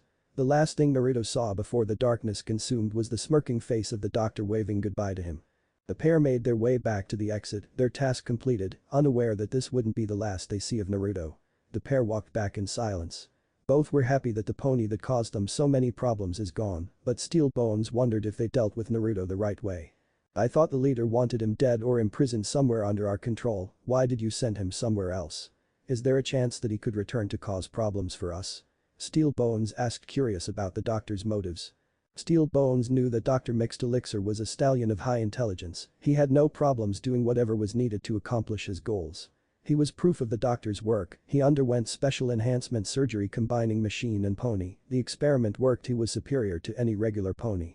The doctor chuckled at first at his partner's question. His natural skills as a fighter and the enhancements he had obtained through his experimental surgery made him a monster in pony flesh. He had no problems with getting his hands dirty if the situation called for it. He enjoyed working with him because he was quiet unless he had questions that needed answering. Naruto is imprisoned in a cell that he can never escape from. The seal transported him to the void. He is bound there, so even if he escapes, the void will just drag him back every time. No pony has ever escaped that place, and I doubt no one ever will, Dr. Mixed Elixir said. The two soon reached the entry hall that led to the outside. The members of the royal guard that watched over the entrance lay in various spots on the ground. It would seem like they were sleeping if not for the obvious broken bones and blood on the ground. The guard had gotten in their way and paid the price for their loyalty. It's a shame that we couldn't keep any of them. They would have been valuable test subjects for my research and current experiments, Dr. Mixed Elixir said with a disappointed tone of voice. Steel Bone said nothing, just shakes his head. He was too used to the doctor's antics. He opened a portal to their base using a special item that he possessed. Unbeknownst to the pair, there was another figure hiding in the shadows watching everything that went on in Naruto's cell. The figure was scouting to see if Naruto would be worth saving to help him get revenge against the cult. The figure soon noticed a glowing spot in Naruto's former cell. The glow formed a strange flower that was made of strange glowing petals. The flower was closed with its petals wrapped up tonight. Another thing the figure noticed was the flower had what looked the Solar Princess's cutie mark on it. So, the cult has made their move against Naruto. He may prove to be a useful ally against them. No doubt Celestia, Luna, and the others will want to be aware of what happens to him, but how to go about it? The figure thought out loud. The figure stepped into the light, revealing a strange male figure wearing a black and red jester's outfit. His face was covered by a porcelain mask. The mask face was shaped like a demonic face, the eyes slanted with dark red eye covering, the mouth was a demonic grin. The jester used his magic to form what looked like a comic book and put it on Naruto's bed. The cover showed what appeared to be a prison cell, with a pair of manacles hanging from a way connecting to a younger-looking Naruto. The comic book showed Naruto's past before he came to Ponyville. The jester disappeared back into the shadows. He could hear the sounds of footsteps approaching the cell and didn't want to be around when they found out Naruto had disappeared. Celestia remembers when she first laid eyes upon Naruto, she had heard of him from numerous letters from Twilight. In her letters, Twilight had spoken very highly of him, saying that he was a kind and caring stallion that always put the needs of others first. Celestia would learn he joined up with the guard because of the rumors running rampant in Ponyville. She was saddened that such a thing happened to a nice stallion, but was impressed that he didn't allow one event to give up on everything, but instead chose to keep moving forward. Celestia would see him multiple times on duty or patrol. She did not know why, but she found himself drawn to the stallion for unknown reasons. Something about him reminded her of another stallion that she knew from long ago. She and her sister would end up falling in love with him, only to lose him when he died protecting them from a great evil. She had created the disguise of glowing soul to get a break from the burden of running the nation. She never expected to meet up with Naruto and become so close to him in the short amount of time that she knew him. When the time came to tell him the truth about herself and glowing soul, he did not get angry or try to force her into anything or try to blackmail her into getting bits or becoming a noble. He just held her tight and told her that everything would be okay. It was this act that made her realize how much she loved him, and she showed him that night. The two of them would form a relationship behind closed doors, neither one wanted to bring their relationship out in the open, for fear of what troubles it would bring on the other. When she introduced him to her sister, Celestia did not know, but Luna would have the same reaction as herself, but Luna's reaction would be stronger than hers was from the start. Now besides trying to keep their relationship out of the public eye, Celestia had to worry about competing with Luna for Naruto's affections. Unfortunately, this would lead to the two sisters competing for Naruto's affections. Their completion with one another would draw unwanted attention to Naruto, many nobles would start to see Naruto negatively and would start causing problems for him. Both she and Luna worried for Naruto, the nobles started creating more rumors to disgrace Naruto. He never let any of them interfere with his work or let them bother him, but the sisters were getting frustrated with the ponies spreading rumors around. As the rumors got more out of control, the sisters looked for a way for Naruto to get away from Canterlot for a while, so they could deal with the foolish ponies starting rumors for their benefit. It currently did Celestia receive a message from Mayor Mare about strange creatures and rising concern about the Timberwolves in Evertree Forest. They sent Naruto there to monitor the situation and act when necessary when needed. Naruto kept them updated through an enchanted necklace that worked like Spike's flame messaging. They were concerned with the rising attacks from monsters and the changes some of them were going through. Upon examining the remains of the monsters, they revealed they were being influenced by dark magic, but who was doing it was a mystery. Naruto also told them about Snow Angel, a mare he rescued from a Timberwolf attack. He wrote about how it started as a friendship but became something deeper with time and their relationship soon turned into a love for one another. Just as everything was looking so good for Naruto did everything quickly fall apart, the events happened quickly one after the other. First was the murder of Snow Angel and her family, with all evidence pointing towards Naruto, then came his imprisonment which made countless nobles overcome with joy. The nobles saying that Naruto got what he deserved for trying to date Celestia and Luna, when such a privilege should only be reserved for the most deserved stallions, not a filthy commoner. Naruto's squad was in deep shock over his imprisonment, all of them were defending his innocence, but the evidence was too overwhelmingly against him. They were unhappy about it, but their hands were tied unless new evidence became known to clear Naruto of the charges. It was after his imprisonment that many stallions came forth hoping to woo the princess and fill the void in their hearts that Naruto had left. They drew a line when they started mouthing Naruto to get in their good graces, but that only angered the princesses. They said that Naruto would be the only stallion that they would allow into their hearts. Unfortunately, it would be a year before the truth would come out and the real ponies behind the murders would be revealed. Celestia closed her eyes as she remembered how everything became known. It would be an accident that Spike would uncover the truth and the ones in the shadows manipulating everything from the shadows. The flashback B. In a familiar library in Ponyville, a certain dragon was going about his day doing his normal chores. It had been a year since Naruto was imprisoned and Twilight and the others have moved on, each had found new relationships with different stallions. As he dusted around the library, he collected books that were left around from various study sessions to be put back on the shelves. There are times he wished that Twilight would remember to put the books she took back on the shelf. One of the books he collected was a book with a worn cover and yellow pages on the inside. Spike just chalked it to another book that Twilight had picked up. Spike put the book down on a table with others to be reshelved. Later as Spike was reshelving books, the worn book was knocked to the ground with its opening upon impact. Spike went over to pick up the book but noticed it was opened and his natural curiosity made him look inside. As Spike read the book, he realized that the book was a journal belonging to Twilight's cold friend Swift Quill, and to his horror, the journal painted a horrific picture of who he was. The journal revealed that he and his friends were behind the rumors that were spread about Naruto, and it also revealed how he and his friends were the ones who killed Snow Angel and her family. Spike was horrified by what he just read before every pony turned against Naruto, the two of them were best buds. He would invite him out on gem hunts, come to the library to swap stories, and just have fun with him when Twilight and the others were off on missions for the princess and other things. Now that he knew the truth, he had to tell Twilight and the others as soon as possible. He would also send a message to Princess Celestia to get the guard involved just in case things got ugly. In a stroke of good luck, Twilight entered the library has gone out to run errands. Spike ran forward with the journal in hand. Twilight immediately knew something was wrong from Spike's behavior. "Twilight, you need to read this," Spike exclaimed while waving the book in his hands. Twilight grabbed Spike's shoulders to calm him down. "Alright, I will, but first, you need to calm down." Spike took several deep breaths while Twilight took the book that Spike was waving around. As Twilight read the book, she realized it was Swift Quill's journal from his handwriting. Spike looked at Twilight's face as she read the journal. He noticed the various emotions on her face. The first was a shock which then turned into horror as she read everything that her cult friend and his friends had done. The journal also revealed that the stallions were just toying with their emotions and used them to get to Naruto. By the time Twilight was finished reading the journal, she was in tears at the end of it. She never imagined that any pony could do something so horrific. She knew she had to tell the others and Princess Celestia right away. Spike, this is a horrific discovery. We have to warn the others and contact Princess Celestia right away, Twilight said while wiping away the tears in her eyes. Spike nodded his head in agreement. First, they would get the others together and show them the journal, then they would contact Princess Celestia for help on the matter. Before they could head out, the library door opened and a unicorn stallion walked in the room. The stallion had a light gray coat with a chestnut brown mane and tail. He was wearing a pair of black dress pants, a navy blue shirt and a dark gray vest. This was Twilight's cold friend Swift Quill, who did not know how much trouble he was in. Quill walked in the room to see Twilight and Spike talking in a hushed tone. As he walked closer, they noticed him in the room. He was confused as to why Spike seemed to be glaring at him, while Twilight was looking at him with a scared look on her face. Before he could ask what the matter was that had them so upset, he noticed that Twilight had his journal in her hands. Quill knew he was in deep trouble and had to act fast. He knew it would not be long until her friends found out the truth. Twilight was already preparing a spell to capture him, but Quill reacted faster, firing off a magic blast that threw Twilight and Spike against a bookshelf and then ran out the door to warn the others.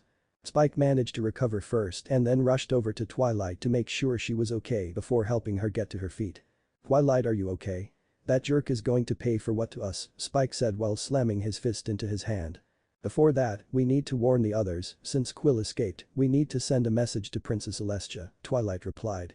Half an hour later, every pony was gathered in the library. The rest of the girls' cult friends had disappeared already. Applejack and Rarity had also found journals like the one Twilight had found. "I can't believe they had been playing us the entire time. They murdered an innocent family and then set Naruto up to take the fall," Rainbow Dash said in a sad tone. "I'm afraid it's true. The stallions we loved were just playing us while they were monsters in disguise," Twilight replied. Every pony in the room was shaken by what they discovered. Fluttershy and Rarity were horrified by the actions of the stallions, while Pinkie Pie was in tears at the fact she had turned her back on one of her oldest friends. Rainbow Dash and Applejack wanted to track the stallions down and get answers from them as to why they did what they did. The reason they had not gone out to try and find the stallions as they were waiting for a squad of the royal guard to arrive to help them arrest the stallions. "Don't worry, Sugar Cube, once the guard arrives, we'll head out and track those varmints down and they will pay for their crimes," Applejack replied. Applejack clenched her fists in anger as she remembered what she discovered in her cult friend's journal Shaken Earth. His journal talked about how they were given a chance to ruin Naruto's life from a strange stallion the group had met. What angered Applejack was the way Shaken Earth written about Applebloom. He wrote about her in disturbing and uncomfortable ways. She had a dark idea as to what he wanted to do to Applebloom, but she would not let the creep touch her sister. Rarity was consoling a crying Fluttershy. Both had been crying heavily after the truth was revealed about their cult friends. Fluttershy should have known something was wrong with Silent Heart, Angel Bunny, and the rest of her animal friends did not like him at all and tried to keep him away from her. Rarity was concerned for Sweetie Belle. The journal she had found was like the one Applejack had found with Class Act, talking about her little sister in a disgusting manner. The CMC was with Big Mac on the farm until the stallions were arrested. Big Mac was furious when he heard the news. If it wasn't for the fact he was protecting the CMC, he would hunt down the stallions himself. Pinkie was sitting down. Her mane and tail had gone flat due to how sad she was feeling with the learning of the truth. She, like the others, had thought the stallions genuinely loved them, but they were just lying phonies who just wanted to use them. She did not understand how they were so easily taken in by their charm. Looking back, Pinkie was confused about how easily the stallions wormed their way into their lives and how they turned their back on Naruto. They had known Naruto for years, but they turned on him so easily, it just did not make any sense. The group was pulled from their thoughts by the sound of knocking on the door. Spike moved to answer, letting in a tall stallion dressed in full armor. The stallion took off his helmet, revealing his white fur tone and multi-shaded blue mane. He was Shining Armor, captain of the Royal Guard and proud older brother to Twilight Sparkle. "Shining, you're leading this mission. It's also nice to see you as well," Twilight said as she hugged her older brother. Shining returned the hug. "When I heard what happened, I volunteered to lead the mission to capture the stallions." When Shining learned of the truth about the bearer's cult friends, he was furious behind words. When he heard that a squad would be deployed to capture the stallions, he immediately leaped at the chance to lead the group. Twilight easily saw the real reason on why Shining wanted to lead the mission. She knew he wanted to get the first crack at Swift Quill for hurting her and deceiving her. The bearers glanced at the group of armored ponies, how were waiting to be deployed. Among the armored figures there were two mares in matching jumpsuits. The mares were Spitfire and Fleetfoot, the commander and third in command of the Wanderbolts. They had volunteered to come on this mission when they learned there was information that clear Naruto of the charges against him and get him released from his prison. Shining was curious about how they knew Naruto, but he chose not to pry into their personal lives. He remembered both had leaped at the chance to come on this mission when they learned about how Naruto was going to be cleared of his crimes. Twilight had made sure to let Dash know ahead of time that they would be here. She knew her friend would be excited at the fact they are here, but they needed to focus on the mission first. She hoped that Dash could talk to them after the mission was complete. I will go over the mission parameters. The goal is to capture the stallions as alive and unharmed if possible. There is a chance they are working with an unknown party, so I want every pony to be careful. We have found tracks that lead into Evertree Woods, so we will work in teams as a precaution against any threat, Shining Armor said. Sakura is familiar with the woods, will be joining up with a group once we enter the woods since she lives in the woods and she knows the area, so she will be an invaluable resource in tracking the stallions, Shining said. Every pony in the room nodded in understanding. They all knew how dangerous Evertree was, so they were not taking any chances. Shining had sent out a few scouts to spot any tracks from the air and ground. As soon as they returned, they would head out. Suddenly, a Pegasus guard burst into the library. He was panting heavily due to how fast he flew. Captain, we found the stallions. They are grouped in a clearing a little way into Evertree Woods, the Pegasus guard said. Okay, you heard him, let's move out and capture these criminals before they get another chance to run away again, Shining Armor said. At the same time in the clearing, the ex-cult friends of the bearers were waiting for their allies to get them to safety. Swift Quill looked at the others, most of them, and worried looks on their faces as they waited. Swift's mind went back to when the group first meet the strange doctor and his silent partner. They approached the group at a bar. Both were unusual looking stallions and gave off a strange feeling. One was a tall earth pony stallion that could rival Big Mac in height. While he looked fairly, then something told Swift that he was stronger than he appeared to be. When he looked at the stallion, he smiled back at him, showing his teeth were not normal but appeared to be made from metal. He had a brown mane and tail with a tannish fur color. The other was a shorter stallion dressed in a doctor's outfit complete with a lab coat. He was a unicorn with a dark golden fur tone and fading yellow hair. He was a pair of wire-rimmed glasses over his golden eyes. Swift felt from the beginning that the doctor was dangerous. Something seemed off about him. The doctor talked about how he could give them a chance to get back at Naruto, to put him in his place where he belonged and out of their sights. They had felt that he never belonged in their town because he was a freak in their eyes. They talked it over and then leaped at the chance to put Naruto where he belonged or drive him away from their town. The doctor gave them false evidence of him cheating on each of the bearers, allowing them to swoop in and win the affections of the bearers. This allowed them to access some of the benefits that the bearers had and bask in their celebrity status. For a while, it worked, and Naruto would eventually leave Ponyville. They were set in their relationships with the bearers, so everything was working out perfectly for them. Unfortunately, Naruto would return to Ponyville. What was strange at first was he avoided the public eye as much as possible. They did not notice his return until one of the group had him talking to a mare that worked as a nurse in the hospital. They would be visited by a strange stallion who worked with the mad doctor from earlier. He was a handsome unicorn stallion. He had silver mane and tail and a gray fur tone. He was a major play cult known for breaking hearts. His name is Silver Tongue. He is a master manipulator and the one responsible for destroying Naruto's reputation in the Ponyville. He is known for taking pleasure in manipulating others for his gain and watching them destroy themselves to earn his favor.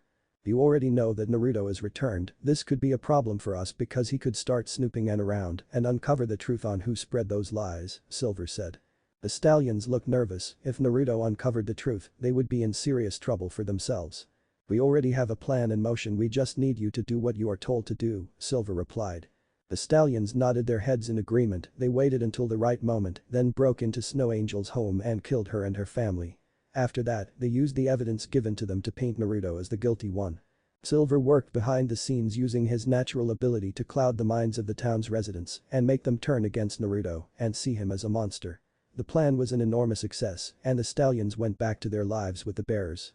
Now everything was falling apart due to their foolish mistakes. They could only hope that their allies would help them once more.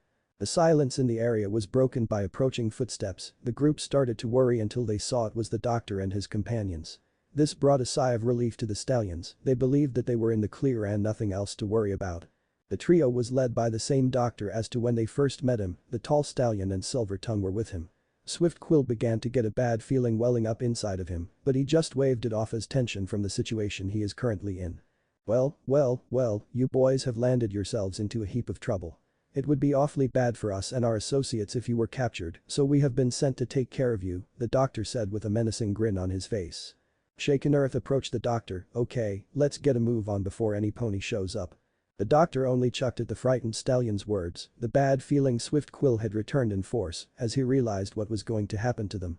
The group was here to take them away, they were here to dispose of them, to prevent them from talking. I'm afraid you and the others have served your purpose and are no longer needed to us. So, to prevent you from talking, we have been sent to deal with you, the doctor said while motioning to the tall stallion behind him. The stallion nodded his head and walked forward and grabbed Shaken by his shoulder with one hand before making a fist with his other. The stallion then slammed his hand through Shaken's chest. Shaken looked down to see the stallion's arm in his chest up to his elbow. The others behind Shaken could see the stallion arm coming through Shaken's chest, and his heart clenched in his hand before it was crushed. The other stallions were horrified by the action and knew they were next unless they could escape to safety. The panicked stallions tried to run away, but a barrier blocked their escape. Except for Swift, he managed to sneak away, but not for long. Be with the bearers and the guard be. The bearers and the guard were approaching the clearing that the stallion was sighted in. As they closed in on the clearing, Shining forced every pony to come to a halt and ordered the other members of the guard to form a perimeter around the clearing to prevent any pony from escaping the clearing. Shining motioned the group forward into the clearing. The tension in the air was thick and there was a strange stench in the air. Every pony could feel that something was very wrong. The closer they got to the center, the worse the feeling became. The group slowly entered the center of the clearing to find a horrific sight before them. The bodies of the bearers' cult friends were displayed throughout the area, all of them killed horrifically. The clearing was littered with the bodies of the wanted stallions, all of them had been killed in a gruesome manner. The bearers were horrified by the carnage, they never wanted this for the stallions that hurt them. This is horrifying, who or what could have done this? Twilight asked. The others went in any better shape, the sight before them was a nightmare they never wanted to witness. Shining quickly ordered the guard to close off the area and try and find clues to who or what did this. Before the guard could follow Shining orders, a scream was heard from the far side of the clearing. Realizing that there could be survivors, every pony rushed forward to the screaming. As the group moved forward, a terrified Swift Quill burst from the woods. They could see he had numerous tears on his clothing and several different cuts on his body. Overall, he was in rough shape. He noticed the bearers and the guard and tried to move towards them but was stopped when something wrapped around his legs. Twilight moved forward to help but was stopped when Applejack grabbed her arm. What are you doing? He needs help. Twilight asked. Look behind him, if you go out there you will be killed as well, Sugar Cube, Applejack replied. Twilight looked and saw another stallion emerge from woods. Twilight heard Spitfire and Fleetfoot gasp in shock. Twilight wondered if they knew who the stallion was, but before any pony could do anything, the large stallion caught up to Swift Quill. He placed his hands on Swift's head and killed him by snapping his neck in one fluid motion. Every pony watching was horrified by what they saw. Before any of the guards could move out to deal with the stallion, two more appeared from the woods in the same manner as the first one. Spitfire, Fleetfoot and Zecora would once again gasp as the doctor and Silver emerged from the woods. The bearers and the guard were confused on who these ponies were and their relationship to their former cult friends. Well done, I see that you have taken care of the last of them, the doctor said while laughing calmly. The doctor then glanced towards the other end of the clearing and saw a large group of ponies. There were the bearers and members of the royal guard. He also saw three familiar faces he had not seen in years. The doctor smiled at the three. Isn't this such a joyous day? I'd never believed that I would see such familiar faces today. I remember the fun times we had together when I had you on my table and used you for my experiments. The group members turned to the three mares in question. The looks on their faces told them that this was an unhappy reunion. All three of them had immense looks of rage on their face and wanted nothing more to hurt the doctor. Spitfire, Fleetfoot and Zecora remembered him as one of the doctors who experimented on the prisoners of the cult. He was a part of the chimera research which was focused on combining ponies with a single creature to gain new abilities. The three of them owed Naruto everything since he was the one to give them their lives back from when the cultists nearly destroyed them. They promised themselves they would pay him back in any way they could. When he was brought in for the murder charges of Snow Angel and her family, they did what they could to fight against it, but the evidence was too strong against him. They knew that he was being set up, but they did not know who was doing it. Now with the doctor right in front of them did the pieces become clear. Everything was set up by the cult to get revenge on Naruto. So, you're still around, you piece of trash. I would have thought you would have found a nice ditch to curl up and die in, Spitfire said with substantial amounts of venom. Zecora nodded her head in agreement. It is such a shame that we have met once again. I wish that your fate would be the same. The others were more than a little confused at the hate-fueled words coming from their companions. Shining was the first to ask the question that every pony had on their minds. Spitfire, what is going on? How do you know that strange stallion? What does he mean by experimenting on you? Shining asked. That is a long story, it will have to wait until we have done with our current situation. I have no intention of letting these monsters go, they need to face the consequences for their crimes, Spitfire replied in an angry tone of voice. A sound of laughter rang out through the clearing, looking forward the group saw it was the doctor that was laughing. The group wondered what was so funny, especially the situation he and his companion are currently in. What do you find to be so funny? In case you haven't noticed it yet, you and your companion are outnumbered here. There is nowhere you can escape to without one of us stopping you in your tracks, Rainbow Dash replied.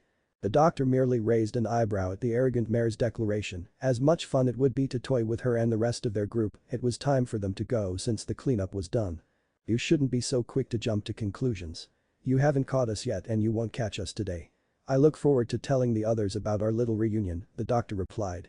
Shining stepped forward, not so fast, I'm placing you both under arrest for your numerous crimes. The doctor only chuckled at the accusations. I'm sorry to disappoint you, but we must be going, do be kind and give the sister princesses my regards. The doctor then pulled a round bottle with a long neck from his coat, the bottle contained a strange dark amber liquid. Before the guard could move out and contain the prisoners, the doctor opened the bottle and poured it on the ground in front of him. The liquid turned into a cloud of smoke that enveloped both the doctor and the stallion. When it cleared, both were gone. What? How did they do that? What was that strange liquid? Twilight asked aloud. Search the area for any clues, examine everything for evidence that will lead us to find them, Shining ordered. Twilight and the others turned to the three mares that seemed to know the strange stallions. They were hoping they could fill in the blanks on what was going on. I know you have questions, but now is not the time or place for them, we will gladly answer all of them. Let us return home and then the story shall be told once again, Zecora said. The bearers nodded. They wanted to leave this area, the ones most affected were Fluttershy and Rarity. They just wanted to get away from this horrific place and rid their minds of what they saw in the clearing. Shining walked up to the group. Twilight, I'm having a squad escort you and your friends back to Ponyville. Well, the group may be gone, I'm not taking any chances of anything happening. Spitfire and Fleetfoot walked towards the group. We'll be joining the escort, we are not needed here, and head back as well. The group quickly back through the woods. Every pony was quiet with what they had seen in the woods. Twilight and the others wanted their former cult friends to be punished, but not at this extreme level. Twilight wanted to return to the library as soon as possible to check on Spike and start talking to Zecora and the others about their connection to that strange stallion in the doctor's coat. As the group entered the library, Spike came running up to them, a scroll held tightly in his claws while calling Twilight's name. Twilight to her back. I just got an urgent message from Princess Celestia. She wants you, the others along with Spitfire, Fleetfoot and Zecora to come as well. She is sending a carriage to collect every pony, Spike said. Right now, I wonder what she needs from us. Twilight asked. I suppose we will find out when we get their sugar cube, Applejack replied. They then headed outside where a large carriage was awaiting them. Several Pegasus guards were pulling the chariot. Every pony got inside except for Spitfire and Fleetfoot, who chose to fly alongside the carriage with a guard. The mood inside of the carriage was quiet as every pony was trying to process what happened in the forest and who were those two strange stallions. They also wondered what their connection to their former cult friends was and what did they not want to be found out that they were killed because of what they knew. Twilight and her friends' thoughts soon turned to the friend that was set up for everything and who they betrayed so easily. He was a trusted friend and they turned their backs on him so easily, especially when their former cult friends brought supposed evidence of him cheating on them. Rainbow Dash was the one most affected because of her connection to the element of loyalty. She should have known that the friend she considered a brother would never do anything to hurt or betray her. He had been there for her numerous times when she had felt at her lowest. He was there offering her his hand to pull her back up to her feet. She and the others that they could earn his forgiveness back with time. Princess Celestia was supposed to have him released from his cell due to the evidence clearing him for the murder of Snow Angel and her family. They were pulled from their thoughts when they felt the chariot start its descent, meaning they were arriving at the castle. As Twilight and her friends disembarked, they prepared themselves for the long apology that they were going to give Naruto. B flashback, NB. Celestia had sent a squad of guards to bring Naruto up from his cell and to the throne room, but instead of returning with him, they came back with horrific news. The guards that had been stationed to protect Naruto from any threats were killed and Naruto was missing from his cell. Celestia knew that Naruto did not break out of his cell and kill the guards because his cell had special enchantments on it to alert her if any pony tried to enter or leave the cell without her knowing it. Since the spells were still in place, some pony must have done something to Naruto while he was still in his cell. The pony or ponies would have to be strong since Celestia put her elite guard on the protection detail because she could trust them not to be influenced by any third party. The guard brought back two items that were found in Naruto's old cell. One was a strange flower with her cutie mark on it, and the other was a book with younger Naruto on the cover in rags, with his wrists chained to the wall. As Celestia read the book, she realized it showed everything that had happened in Naruto's life, from when he was born to his time when he was a prisoner of the cult and became a chimera, to growing up in Ponyville and everything else up until his last days in Equestria. Celestia wondered who or what made this book because it was far too detailed to be written normally. As for the flower, Celestia recognized the flower as a unique magic flower that records anything that happens near it and replays it when magic is channeled into the flower. She could not help but wonder how it grew in Naruto's cell and what events did it record. Celestia channeled her magic into the flower opened, releasing a glowing orb that enveloped the room. The orb showed Naruto resting in his cell, then the two stallions approaching his cell and talking to him. Celestia recognized the two from numerous descriptions from the ones that she and the guard rescued in the Badlands after escaping from the nightmarish facility. They, among several high-ranking members of the cult, managed to evade her grasp. All of them were highly dangerous criminals that she wanted to be found and captured to face their crimes. Celestia remembered how she had found out about the hidden facility that was capturing her ponies and other innocent creatures from all over and using them for experiments. She and several squads of the royal guard to deal with the situation. Instead, she would find a large group of ponies and other species worn down from the heat and other conditions.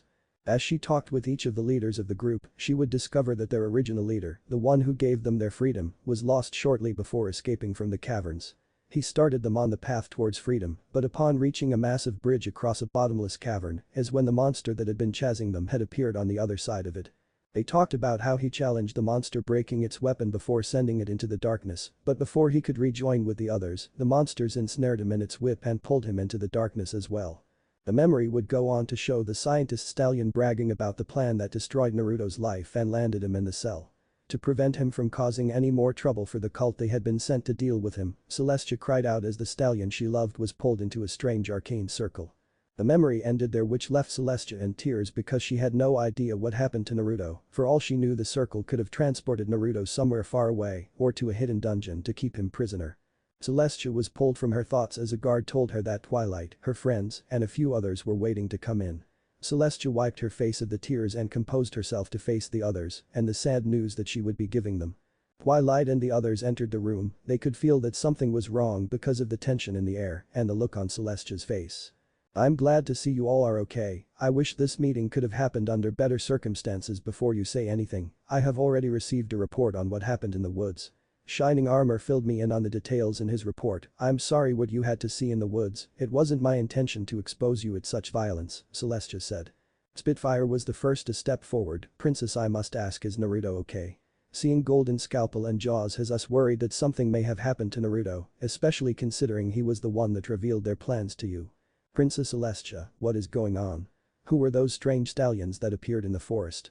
Rainbow Dash asked, her curiosity piqued. Celestia nodded her head. "The stallions you encountered in the woods belonged to a very dangerous cult that I had encountered many years ago. Despite my best efforts to unmask them and take down the cult, they proved to be difficult to find. It was when the full napping occurred throughout Equestria was I able to start uncovering more about the mysterious cult." The main six minus Applejack and Rainbow Dash gained confused looks on their faces. They never heard of any full napping and large reports before. Princess Celestia, what did you mean by full napping?" Rarity asked. As Princess Celestia said, several years ago there were a large number of full napping occurring in both Equestria and the surrounding lands were stolen or bought from various cities and towns to serve as test subjects in a hidden facility in the Badlands, Spitfire said. The ones who were not aware of full napping were horrified that such an event took place. So many children ripped from their homes and the loving embrace of their families disgusted the bearers to know the end. "Does that mean you are one of the lost ones, Spitfire?" Twilight asked in a nervous tone. Spitfire said nothing but nodded her head to confirm Twilight's question. She clenched her fist in anger as she remembered those dark times when they were imprisoned by the cult. The cult needed test subjects for their experiments, so they went after children because they would be easy to mold into weapons under their control.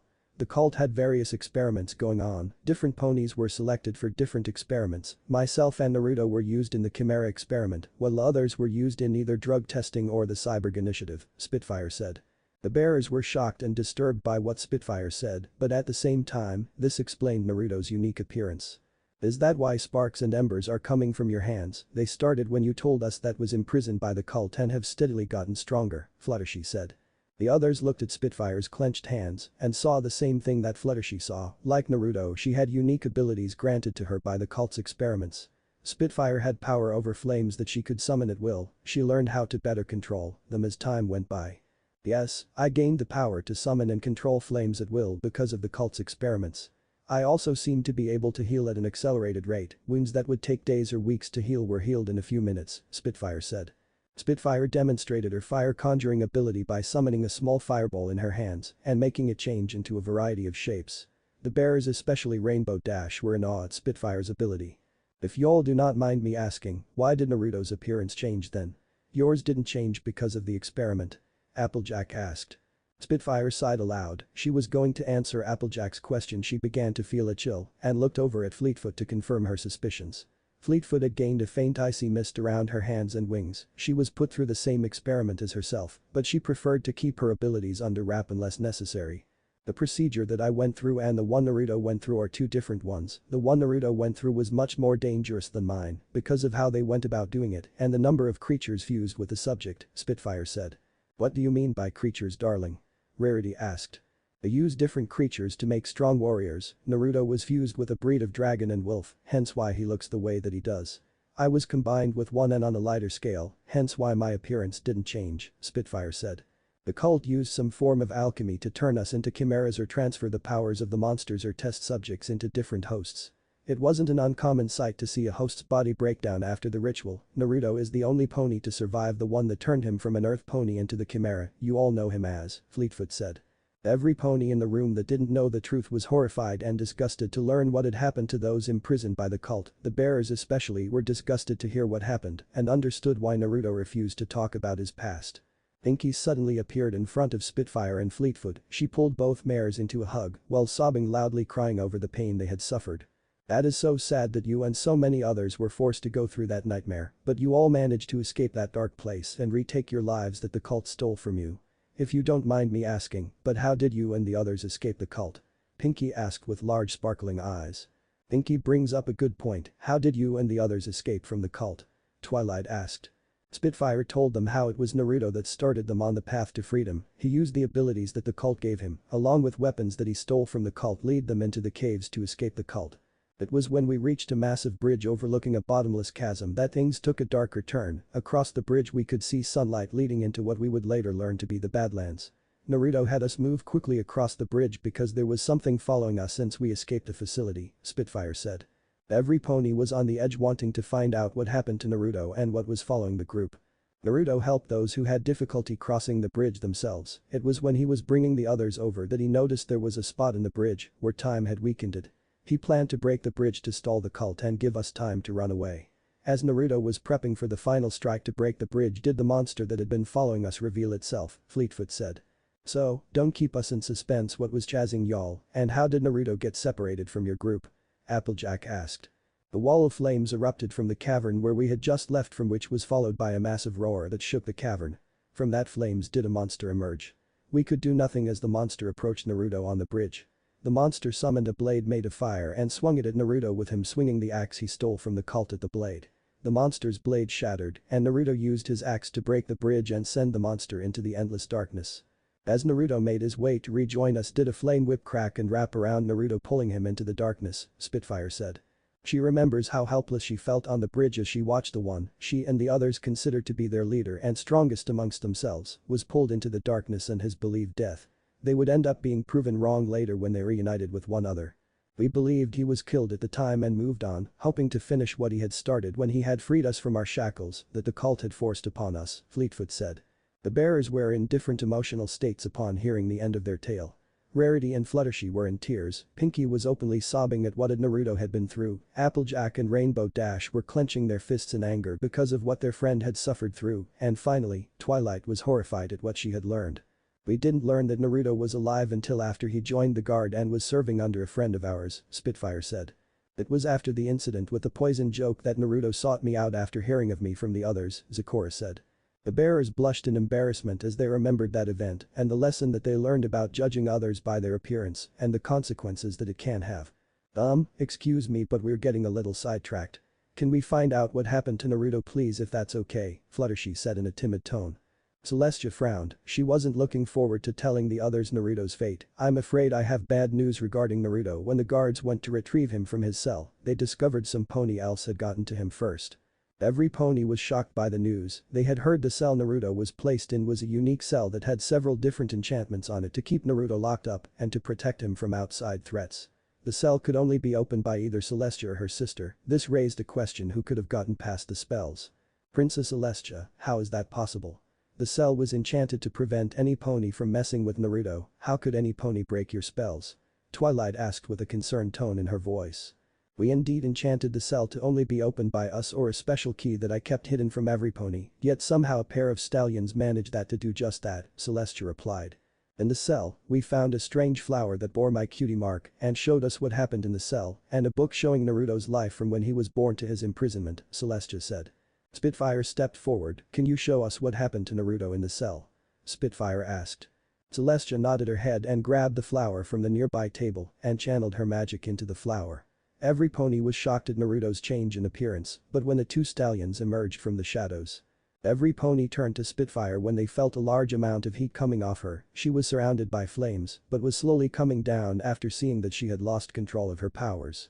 The others watched as the memory ended with Naruto being pulled into a glowing arcane symbol on the ground. The flower closed itself once more, signaling the end of the memory. Every pony in the room was silent as they processed what they had seen. Two strange stallions had away taken their friend. Who were they and what was their connection to Naruto? Okay, who were those two strange stallions? The one in the lab coat gave off an extremely dangerous feeling that is giving me the creepies. Pinky asked. The stallion in the doctor's coat is Mixed Elixir. He headed the most advanced level of the Chimera project. The other pony is Steel Bones, and he serves as Mixed Elixir's bodyguard as well as his right hand, Fleetfoot said.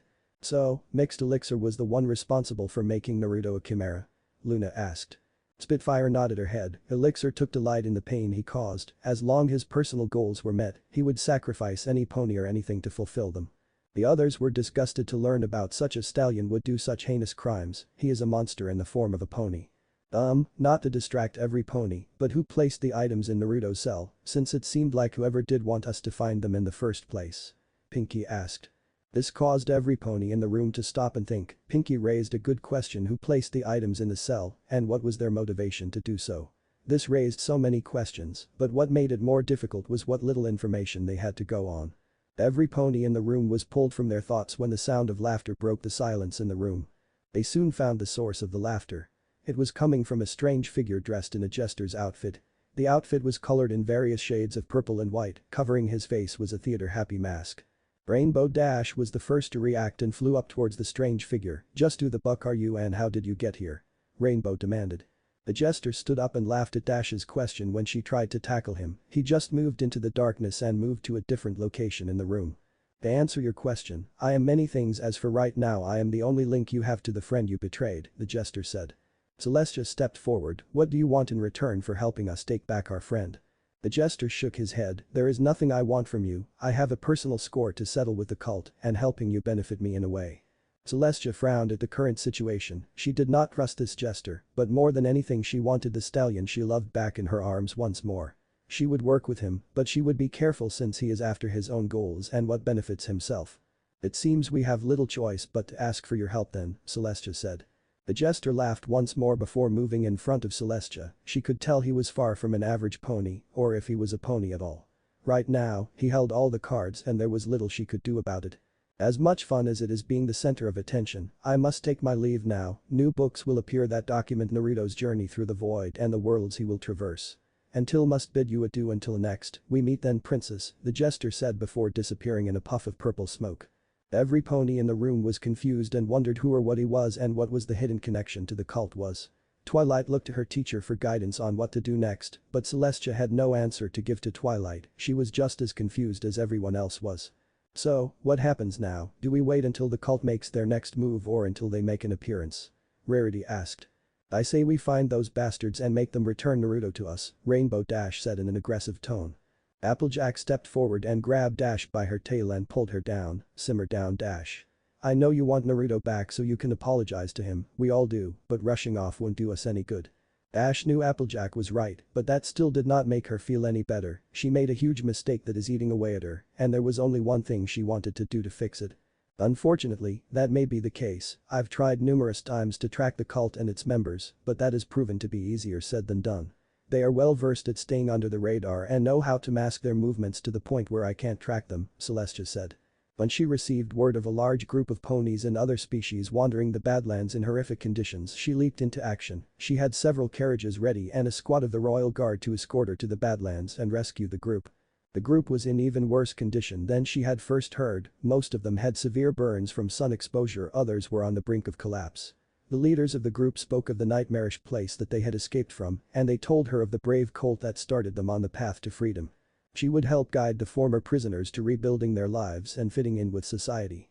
The group never forgot the sacrifice of the cult and the life that he had given them, they lived their lives always thanking him for starting the journey. The throne room was quiet as every pony wondered what will happen next. There were so many questions that needed answers, but they were grasping at straws, unable to figure out where to start. The only certain thing was the fact the group was planning something dangerous, and they needed to be careful in finding out what that was. It was a few years after rescuing the group from the Badlands did they uncover a cult base, however when the Royal Guard arrived all members of the cult were killed. Each member was cut down, but who did it was something they did not know. Celestia wonders if the one responsible for that massacre was the same creature that was just here. He spoke of a grudge against the cult and maybe attacked the base looking for information. Pinky suddenly raised her hand. I have a question. How did Zecora, Spitfire, and Fleetfoot meet up with Naruto? He never mentioned knowing you three in the past. Zecora nodded her head and stepped forward. Yes, I reunited with my friend soon after the incident with the poison joke bloom. I would find out he was away from the town when the incident had occurred and sought me out in my home, Zecora said. The flashback start. Naruto was wearing a dark orange shirt and a pair of black pants with blue flames around the bottom and sides. He was walking towards the home of some pony that he had not seen in several years, not since he led the others to freedom from the facility.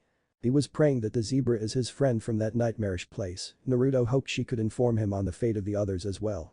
Despite his best efforts, he could find nothing on what happened to the rest of the group. He learned that there was a large group rescued from the Badlands around the same time he arrived in Ponyville, so he knew that they were safe. Naruto took several deep calming breaths to relax and prepare himself for what was to come. He stepped forward and knocked 3 times on the door. Zecora opened the door to the sight of an unusual stallion waiting outside her home. As she examined the stallion, she felt that there was something familiar about the stallion. She felt if she knew him but could not place where they had met before today. I'm sorry for coming to your home unannounced, but when I heard about you from my friends, I wanted to see if you were the same zebra that I had met a long time ago, Naruto said. Zecora gained a confused look on her face. You say we met before, but this is the first time we have spoken, so please tell me when we met before. We last met a long time ago. We were a part of a group escaping from a horrific place.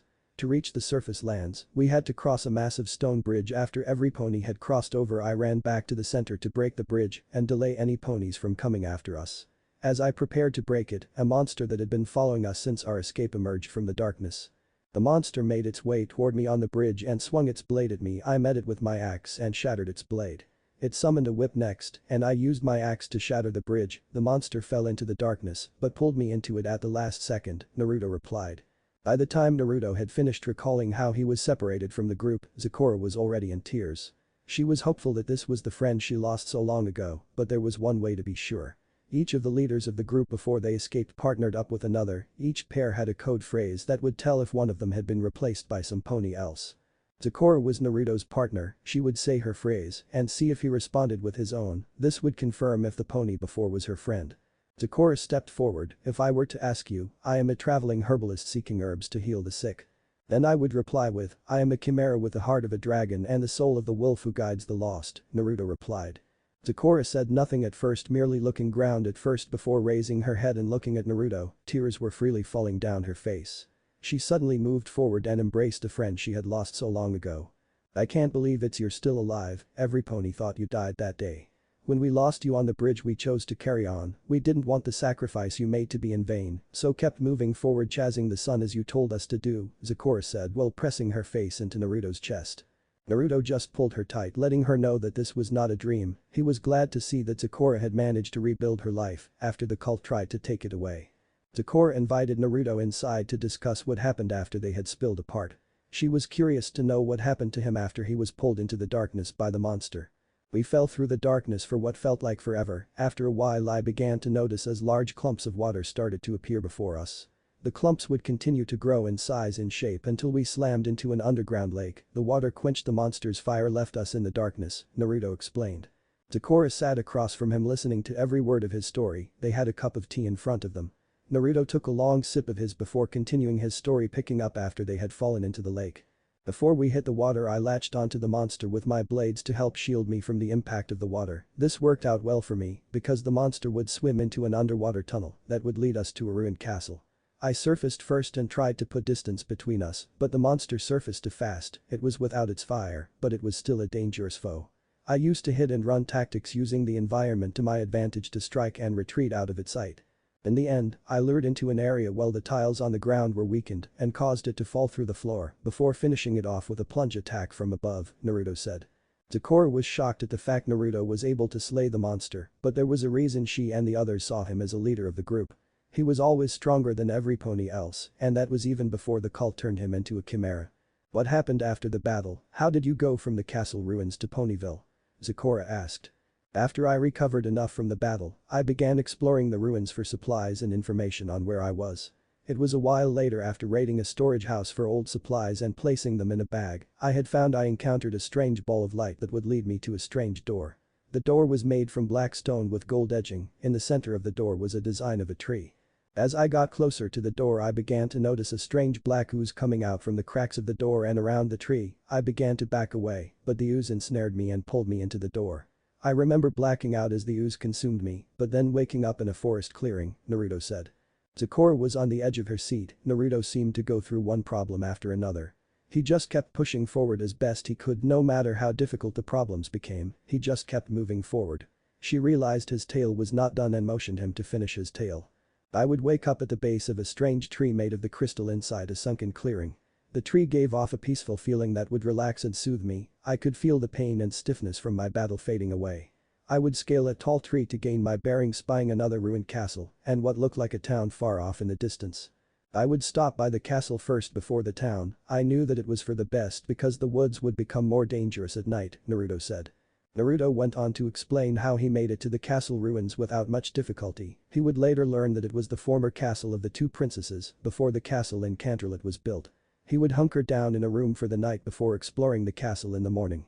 I would find a map of the area and make a route that would lead me to the town that I knew was called Ponyville. As I made my way through the forest, I would meet a strange river serpent named Steven. He would help me with directions and warn me of the residents of the forest, especially one of the most common predators, the timberwolves. From there I continued the path to Ponyville. While walking on the path, I would be attacked by the timberwolves that Stefan had warned me about. They were relentless in their attacks. I repelled all that I could, but took damage from their attacks. I would escape them by leaving the woods and slipping into Sweet Apple Acres, Naruto said. Naruto went on to explain that he would be found a stallion and brought to the hospital. He would be later placed in the orphanage where he would grow up into the stallion in front of her. He would try to find information on the others, but found scraps leading to dead ends and trouble when he brought the cult's eye onto himself and nearly ended up in their hands once again. Sakura was processing everything Naruto had said. She was happy beyond words that he was still alive.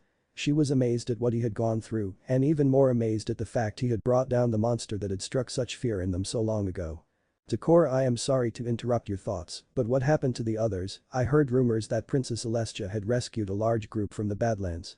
I could only guess that it was you and the others. When I heard what had happened from the others and learning that you were the one they had encountered, I rushed over here to find out for myself, Naruto said. Sakura smiled at Naruto. She was happy he had not changed over the years. He still cared for others more than anything else. He always tried to give others aid while hiding his problems from prying eyes. It's true, we were rescued by the princess and her guards and were brought to Canterlot Castle. Princess Celestia cared for us and helped us get back on our feet and find our paths in life. Everyone soon went their separate ways. Some chose to return to their homelands and others chose to create their own homes in Equestria, Sakura said. Naruto smiled at the fact the others were able to rebuild their lives after everything the cult had taken and put them through. He hoped he would get the chance to meet with them again to see and hear what happened. The two would continue to discuss their lives and what happened in between, what had happened in the years they had separated. The pair would end up talking to one another until long after the sun had set. Naruto would bid his goodbyes to his friend and back to his home. The creatures of Evertree Forest would pose little threat to him, but he would be cautious nonetheless. As Naruto made his way back to his home, his thoughts turned to the others. For the first time in a long while, he was happy because he finally found out what had happened to others, and this gave him peace of mind. Hopefully, he could see them all once more in the future. B flashback, NB. It was a few months later that Naruto told me that because of the rumors spreading about him that he had lost his job. His former boss offered him a chance to start a new one in Canterlot as a member of the Royal Guard, Sakura said.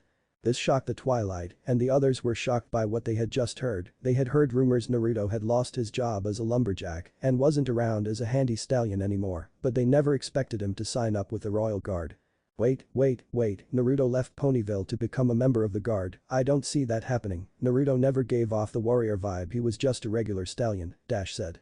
Naruto always was a fairly relaxed pony, had never really acted like a fighter, he acted like Big Mac, the strong silent type darling, Rarity said.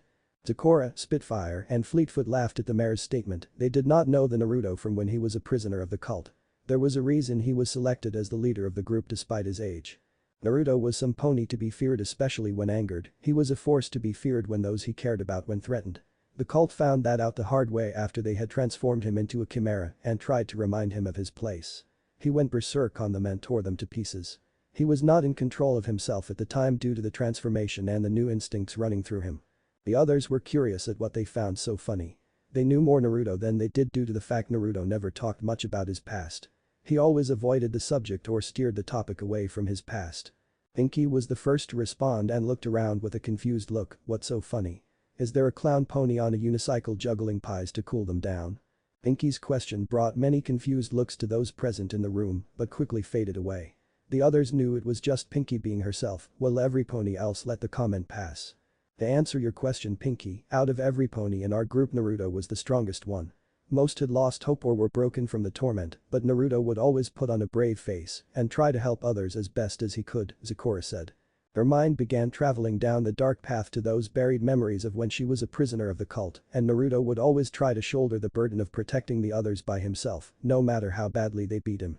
This brought up more questions to the group. They had heard how Sakura's reunion went with Naruto and now they were curious to know what happened when Spitfire and Fleetfoot met up with him. Excuse me, Spitfire. How did you meet up with Naruto? You meant after he joined up with the guard, that is if you don't mind telling us. Fluttershy said in her normal shy tone. Spitfire and Fleetfoot remembered that day. They were at the castle to report on an incident that had happened and ended up reuniting with him when a friend introduced him to them. We were in Canterlot to explain the details of an incident that occurred outside of Las Pegasus. We were there doing a show when we headed outside to get some fresh air and clear our minds when we were attacked by a monster, Spitfire said. B flashback, start B. Spitfire, Fleetfoot and Soren were having a simple night flight around Las Pegasus to stretch their muscles from the earlier show. They were warned before they went out of a strange creature that had spotted around the area. The descriptions of the creature had been vague, with few sticking around to get a good look at the monster. It looked like a pony had oozed black slime wherever it appeared. The ooze it left made it easy to see where it went, but it would just vanish again after a while. The trio would first notice signs of the creature in the form of a large area of the desert coated in black ooze. They decided to investigate the area. The sand was blackened because of the strange substance that seemed to be coming up from underneath the sand itself. All three of them looked at the area with confused looks on their faces. What do you think could have caused this? Soren asked his teammates. I'm not sure what could do something like this, but this area gives me a bad feeling nonetheless, Spitfire said with Fleetfoot nodding in agreement. Before they could take off and report the strange area, a roar and shaking tore through the area. The sand at the center of the area began to rise as something was pushing up from underneath the sand. A second roar sounded off as a claw-like hand burst from the sand. The flesh on the hand was blackened and torn with bones showing in multiple spots. The rest of the body soon followed the hand. Like the hand, the flesh on the pony was blackened like leather. No traces of fur was seen on the body. The body resembled that of an earth pony. The body was thin with bones showing through the skin in multiple areas. From the pony's eyes, ears, nose, and mouth leaked the same black ooze as on the ground. It turned towards the trio of Pegasus, its face turning into a snarl. It gave off a large howl before charging at Spitfire and the others. The creature fired off several blobs at the trio. Spitfire and Soren took to the air to dodge the blobs, but Fleetfoot got struck by one in the leg, pinning her to the ground. The creature rushed towards Fleetfoot while forming a tentacle from the black ooze. The tentacle lashed out, striking Fleetfoot and sending her skidding across the desert sands. Soren rushed towards the downed Fleetfoot while Spitfire faced off against the tentacled monster. Spitfire moved forward dodging the creature's attacks and following up with a mix of punches and kicks of her own, but the attacks failed to affect the monster in any way. Spitfire was forced to pull back when the monster switched out its tentacle arm for a clawed appendage. Soren was attending to Fleetfoot. She had a small concussion from the attack, along with a few cracked ribs. She also had light bruising on her wings. She was down for the count on this fight. Fleetfoot was awake and aware of the situation. She was grounded for the time being, unable to help Spitfire with the monster. "Don't try to move, you injured your ribs, and moving will only make them worse," Soren said, placing a hand on his friend. Both looked back towards their captain, who currently engaged in a fierce battle against the unknown monster. Spitfire was doing what she could, but it was easy to see that the monster was shrugging off the attacks with minimal effort. Spitfire hovered in the air. She could see that irregular attacks were not doing enough damage to the monster, and it may be time to switch tactics. Spitfire knew she would have to call upon the abilities forced upon her by the cult. Spitfire formed a fireball in her hands and launched it at the creature. It screamed in pain as the fireball impacted against its body. Flames licked the flesh. The ooze that came from its body was highly flammable because it caught alight when sparks from the flames touched it. Spitfire continued to attack the creature using fire attacks, switching from long-range fireballs to blast mines which she laid on the ground and made the monster trip them when he charged forward to attack her. The relentless attacks were wearing down the creature little by little. Spitfire knew that it was time to end this charade for the last time. She readied another fireball, this one larger than the others, and had swirling fan blades around it. She threw the charged attack at the creature. It exploded on contact, engulfing it in flames. The creature failed about, screaming in pain as the ooze flowing from it burned itself from the inside out. It stopped and collapsed on the ground as the fire burnt it to ash. The fires died down, leaving a black soot outline of the creature on the sand. Spitfire was panting lightly. The fight was tiring, and the fact she had to use the gift that the cult forced upon her did not help her mood in any way. Soren and wounded Fleetfoot made their way over to their captain. They could see that she was tired from the fight, but had no injuries to speak of. "Are you okay? What in Equestria was that thing?" Soren asked. "I'm positive I have seen something like that when the cult held us captive," Fleetfoot replied. "We will worry about that later. First let us get Fleetfoot to a hospital, then inform the local law enforcement what happened in the desert," Spitfire said. A few days after they had reported what happened, they were called to Canterlot to report on what happened in the desert. Spitfire and Fleetfoot were planning on meeting with a friend in the castle and catch up with her. The next day. The trio had just finished giving their report to Princess Celestia. Spitfire and Fleetfoot was planning on meeting with a friend in the castle, while Soren headed back to the Wonderbolt HQ to hold the fort until they got back. The friend they were meeting was having difficulty dealing with the son of some noble pony. He was far too used to having his way, so he constantly caused problems with the other team members. They learned recently that she was finally able to get rid of the jerk and had a strange new stallion take his place. "Do you think the replacement will be different from the stallion he is replacing?" From what Blast said, he was new to the guard and kept to himself most of the time, Fleetfoot said.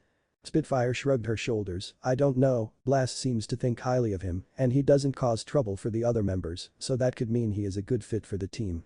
The two would continue talking and walking down the hall until they saw the friend they were looking for ahead of them. "How are you two doing? There are already rumors spreading about what you three fought against in Las Pegasus," Blast said. Spitfire sighed. "It's not surprising that the rumors are spreading quickly. The encounter with the monster was unusual and maybe far from over." Fleetfoot, feeling the tension in the air, decided to switch topics. "Tell us about the replacement you described in as being an unusual stallion." Blast put her hand to her chin as she thought about Naruto. Blast was very happy with how well he worked with the other members of the team and had proven on multiple occasions he could handle anything that was thrown at him. He is a unique stallion, to say the least. He came from Ponyville, but left when rumors surrounding him got out of control and made him lose his job. His former boss knew some pony in the guard and recommended him and helped him join the guard. He proved to be self-reliant and has a strong will that constantly pushes him to keep moving forward despite whatever challenges come his way, Blast said. Spitfire started thinking about what Blast said and her thoughts immediately turned to Naruto. The stallion Blast described sounds so much like him. He always tried to keep pushing forward even when life looked its bleakest. Fleetfoot had similar thoughts as Spitfire. This stallion reminded her of Naruto from when he was alive and still with the group. Blast turned to her friends when she noticed that they had stopped moving. "Are the two of you okay? Both of you seem to be spacing out right now." "Sorry, what you said made us think of a friend we had lost long ago," Spitfire said. As they entered the training ground, Blast saw Naruto was wrapping up his usual session. Naruto, seeing Blast, waved her over, not seeing that she had company with her. As they drew closer, Spitfire and Fleetfoot started to recognize the stallion as the friend they lost, but how was he here? "Naruto." Spitfire and Fleetfoot shouted at the same time. Naruto looked up and saw Spitfire and Fleetfoot standing across from with Blast. He readied himself for the yelling and punching that they would give him. Spitfire rushed forward and grabbed Naruto by his shirt and started shaking him back and forth demanding answers. "How are you still alive? Why didn't you contact us to let us know you were okay?" Spitfire cried out. Naruto said nothing at first, he just pulled Spitfire into a tight hug and rubbed her back to help calm her down. Spitfire started hammering blows on Naruto's chest. Naruto did nothing to block the attacks, he just let Spitfire get her frustration out. The blows soon slowed down as Spitfire just buried her face in Naruto's chest. Tears fell from her eyes as Naruto held her tightly, letting her know everything would be okay. Fleetfoot was not faring any better than Spitfire, she was openly crying while holding her hands over her mouth. She was not sure if she should believe what in front of her is authentic, but he must be him. It took a while, but Spitfire eventually calmed down and was able to compose herself. The group moved to the cafeteria to have lunch and for Naruto to explain what is going on. Naruto started with what happened when he was separated from the group to his journey to Ponyville and growing up in the town. He ended with how he lost his old job and was talked into joining up with the guard. "I have one question for you, why didn't you try to find us? We all thought you died when you were pulled into the darkness. You're the one who started us on the path to freedom and are the reason we have the lives and freedom we have," Spitfire asked. "I tried to find you, but I found nothing leading me towards you and the others. It was not until later in life that I found about you too when I saw you on a Wanderbolt's poster," Naruto replied. The others were quietly reflecting on what they had heard from Naruto, they were unsure of what to do next. They did not know what to do next, their friend was back though that is what mattered to them, to two of them. Last was on the sidelines watching everything unfold, she was a member of the guard that was with Celestia when she rescued the group from the Badlands. Fleetfoot placed her hand on Naruto's, "We are just happy that you are alive, the others deserve to know that you are alive." Naruto sighed, "That will be difficult to do, I am nervous about facing every pony again after failing them when they needed me and avoided them for so long." Spitfire and Fleetfoot hugged Naruto on both sides to reassure him that everything would be okay.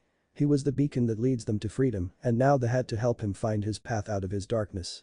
The flashback, NB.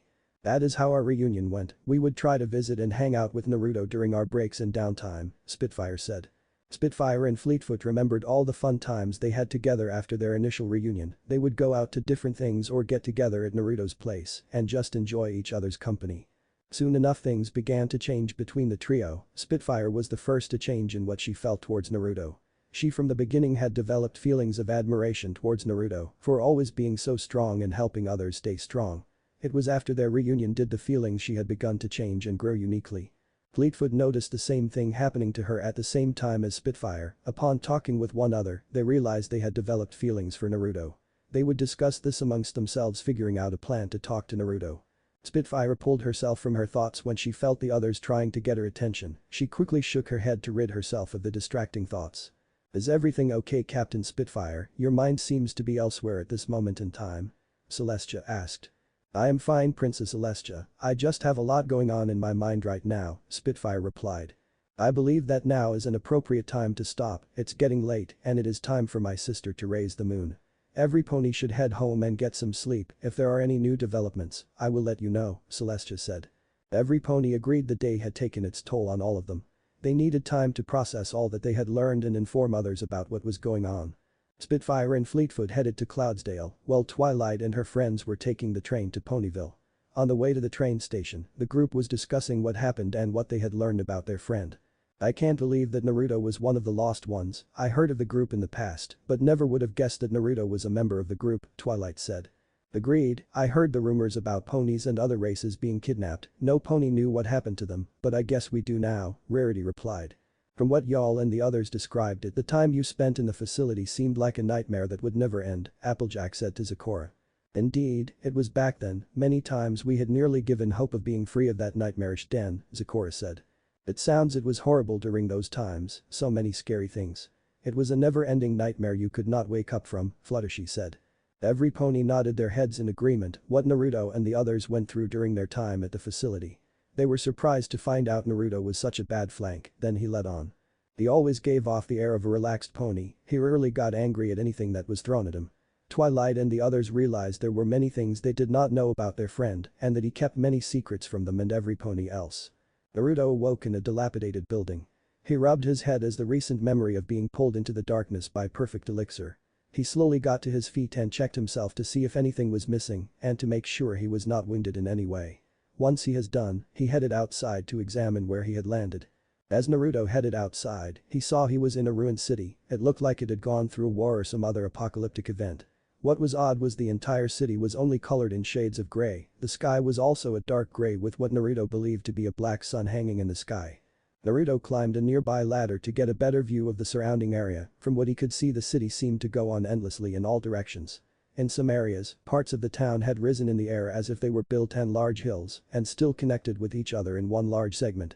One thing remained the same for each of the building was all of them were in ruined states of decay. This entire area did not make any sense to Naruto in any form. Naruto knew he had to explore the city if he wanted to find a way back home and to the ones he loves. What in the world is this place? Where did that portal take to and how do I get back home? Naruto thought to himself. As Naruto moved through the city, he noticed the sun remained in the same spot. It never seemed to move at all, despite how much time had seemed to pass since his arrival in the city. As Naruto explored the area, he found no signs of life from anyone besides himself. He also felt no signs of hunger or thirst, despite not eating or drinking anything for hours. Naruto could only guess that it had to deal with this strange world. It must have its own set of rules that he will have to discover for himself. After heading in several different directions and leaving markers to retrace his steps, Naruto decided it was time to head back to base, which was the building he had woken up in. Naruto thought it was best to use it as a base due to it where he found himself after being spat out by the portal. As he got near his base, Naruto began to sense strange energy nearby. He rushed forward hoping to discover what the energy was and if it could help him get back home. As he got closer to the energy, Naruto noticed that it did not feel like magic from Equestria. It was a different kind of energy, but like magic in a way. Naruto soon found himself at the location where the strange energy was coming from, but he saw nothing that explained the energy he could feel. The location that the energy was coming from was a ruined building. The inside of the building was destroyed, leaving only the outer shell left standing. As Naruto moved closer to the entrance, the energy surged more. A bright light lit up the building as soon as he reached the threshold of the building. When the light died down, something new had appeared in the middle of the building. It was an orb of darkness constantly moving and shifting around, but never moving away from the orb itself. The orb gave of the same energy that he had been following, which only raised more questions in Naruto's mind. What in the world is going on here? I followed the energy trail to this building only for this orb to appear. None of this is making any sense at all, Naruto said as he threw his hands up in the air in frustration. Naruto shook his head and started heading back to his base to figure out what to do next. He did not want a chance to mess with the strange orb. He was already in a tough situation, as is no point in making it worse than it already is by messing with the unknown. As Naruto headed out of the building and away from the orb, he did not notice the orb in question and began to move slightly in his direction. Naruto exited the building and then stopped because he could feel that something was off. Naruto quickly turned around and looked inside of the building, only to be surprised to see the orb had vanished from where it was, but when Naruto turned around, the orb had reappeared right in front of him. Naruto immediately put distance between himself and the orb. This was turning into an unpleasant situation very quickly. The orb seemed to display an ability to track his movements because the orb followed him despite how many times he tried to put distance between the two. What is up with this crazy orb? The energy coming off it feels like pure dark magic. Why is it here and who or what created it in the first place? Naruto said. Everything about this situation was setting off alarm bells inside his mind. There was something going on here that was for sure, he just did not know what it was. Unbeknownst to Naruto, something was happening inside of the orb. The orb had begun to bulge out in certain spots, almost as if something or someone was trying to emerge from inside of the orb. Naruto suddenly felt a massive spike in the energy from the orb. He turned around to examine it when he noticed that the orb had expanded and coating the nearby walls with the swirling darkness that was coming from the orb. Whatever is going on, I want to do not any part of it. Seems to be an appropriate time to leave the area before anything can happen, Naruto thought to himself. Before Naruto could move away, a large handman from the same dark energy emerged from the orb and grabbed hold of Naruto. Before he had any chance of escaping its grasp, the arm pulled him into the portal. The impact of going through the portal and a large amount of energy from said portal forced Naruto to lose consciousness. The scene changes from a ruined city landscape to an Ashen field area. Numerous weapons ranging from blades, axes, spears, and other unknown weapons litter the area. All of them stabbed into the ground almost as if each one marked a grave of a fallen warrior. Amongst the graves of the fallen in the center of the area exists a large bonfire with a coiled sword stabbed in the center of the fire. Nearby and warming themselves by the fire were two ponies. One was wearing a worn dress and red hooded cloak on her body. The other was covered in armor. The armor was a mixture of black and red highlights, and on his back rests a blade like the one resting in the bonfire. He stood watching and waiting for any threats on his charge. He should be arriving soon. It pains me to have to send him to the beginning, but he is crucial for the future of our world, the elder mare said aloud. The armored pony replied. There is nothing we can do, it must be done, the mare said while sighing at what she had to do. Far outside of the arena, a rift opens in the sky, dropping Naruto into the world. Unbeknownst to him, however, his body had undergone changes as it entered the new world. Naruto's body was forced to change as he was pulled into the new world. Naruto now resembled a large pony. He had burnt orange fur and a silver mane with icy blue streaks and a silver wolf-like tail. Naruto also did not have hooves like a regular pony, but instead, he had two different sets of limbs. His front legs resembled dragon claws, while his back legs took the form of wolf paws. Naruto slowly regained consciousness, being pulled through the orb on the landing, knocking him for a loop, so he needed a minute. Ugh, my head, that was not a fun trip. Judging by my surrounding, I'm not in the ruined city anymore, but somewhere else, Naruto said to himself. Naruto realized something was wrong upon seeing his hands transformed into dragon's claws like spikes. The rest of the body had changed as well. Okay, this is unaccepted. I wonder does have anything to do with the new area I am in or something else I am not aware of yet, Naruto pondered to himself. Naruto checked himself over to make sure there were not any more surprises that he should be aware of and summoned his weapons to make sure he was still connected to them. Thankfully, he was able to summon them without any trouble. Naruto placed them on his back just in case he had to defend himself from any kind of threat. The area surrounding him was unusual. It looked like some pony was building city after city on top of one another. Naruto could only scratch his head in confusion as he tried to make sense of what he saw. There was only a single path forward, leading to what could only be described as a massive area. Something was telling him to head there, he did not know why, but he had a strong feeling to head in that direction. Naruto was amazed by his surrounding. It looked like a city after city was built on top of one another for countless generations. Naruto could only look and scratch his head as he tried to wrap his head around what he was seeing. As he got closer to what looked like the arena, he noticed something strange in the sky. The sun looked like it was being eclipsed by the moon and surrounded by an orange circle. Naruto could only ponder what this meant. To him it must represent something. This entire area is very strange. This place feels like massive battles took place here. I can only imagine the reasons why they were fighting, Naruto thought to himself. Naruto looks at the massive arena. Numerous weapons decorated the arena, no doubt once wielded by skilled and powerful warriors. As he looked around, he noticed two ponies sitting down by a bonfire in the center of the arena, both extruded a powerful aura. As Naruto got closer, he could better identify the two ponies, the one that looked like a mare wearing a weathered dress and a red worn cloak over it, while the other was a well-built stallion decked out in full armor and carrying a large sword across his back. He could see that the stallion was extraordinarily strong, and the sword he wielded was unique in design. It was a single blade with a metal coil wrapped around it from tip to base. Naruto could feel enormous power coming from the blade. No doubt the blade was something to be feared in the hands of a master. The mare seemed to be the same age as Granny Smith. Despite her age, she had a powerful and mystical aura coming from her. She was sitting down next to the stallion almost as if they were awaiting his presence.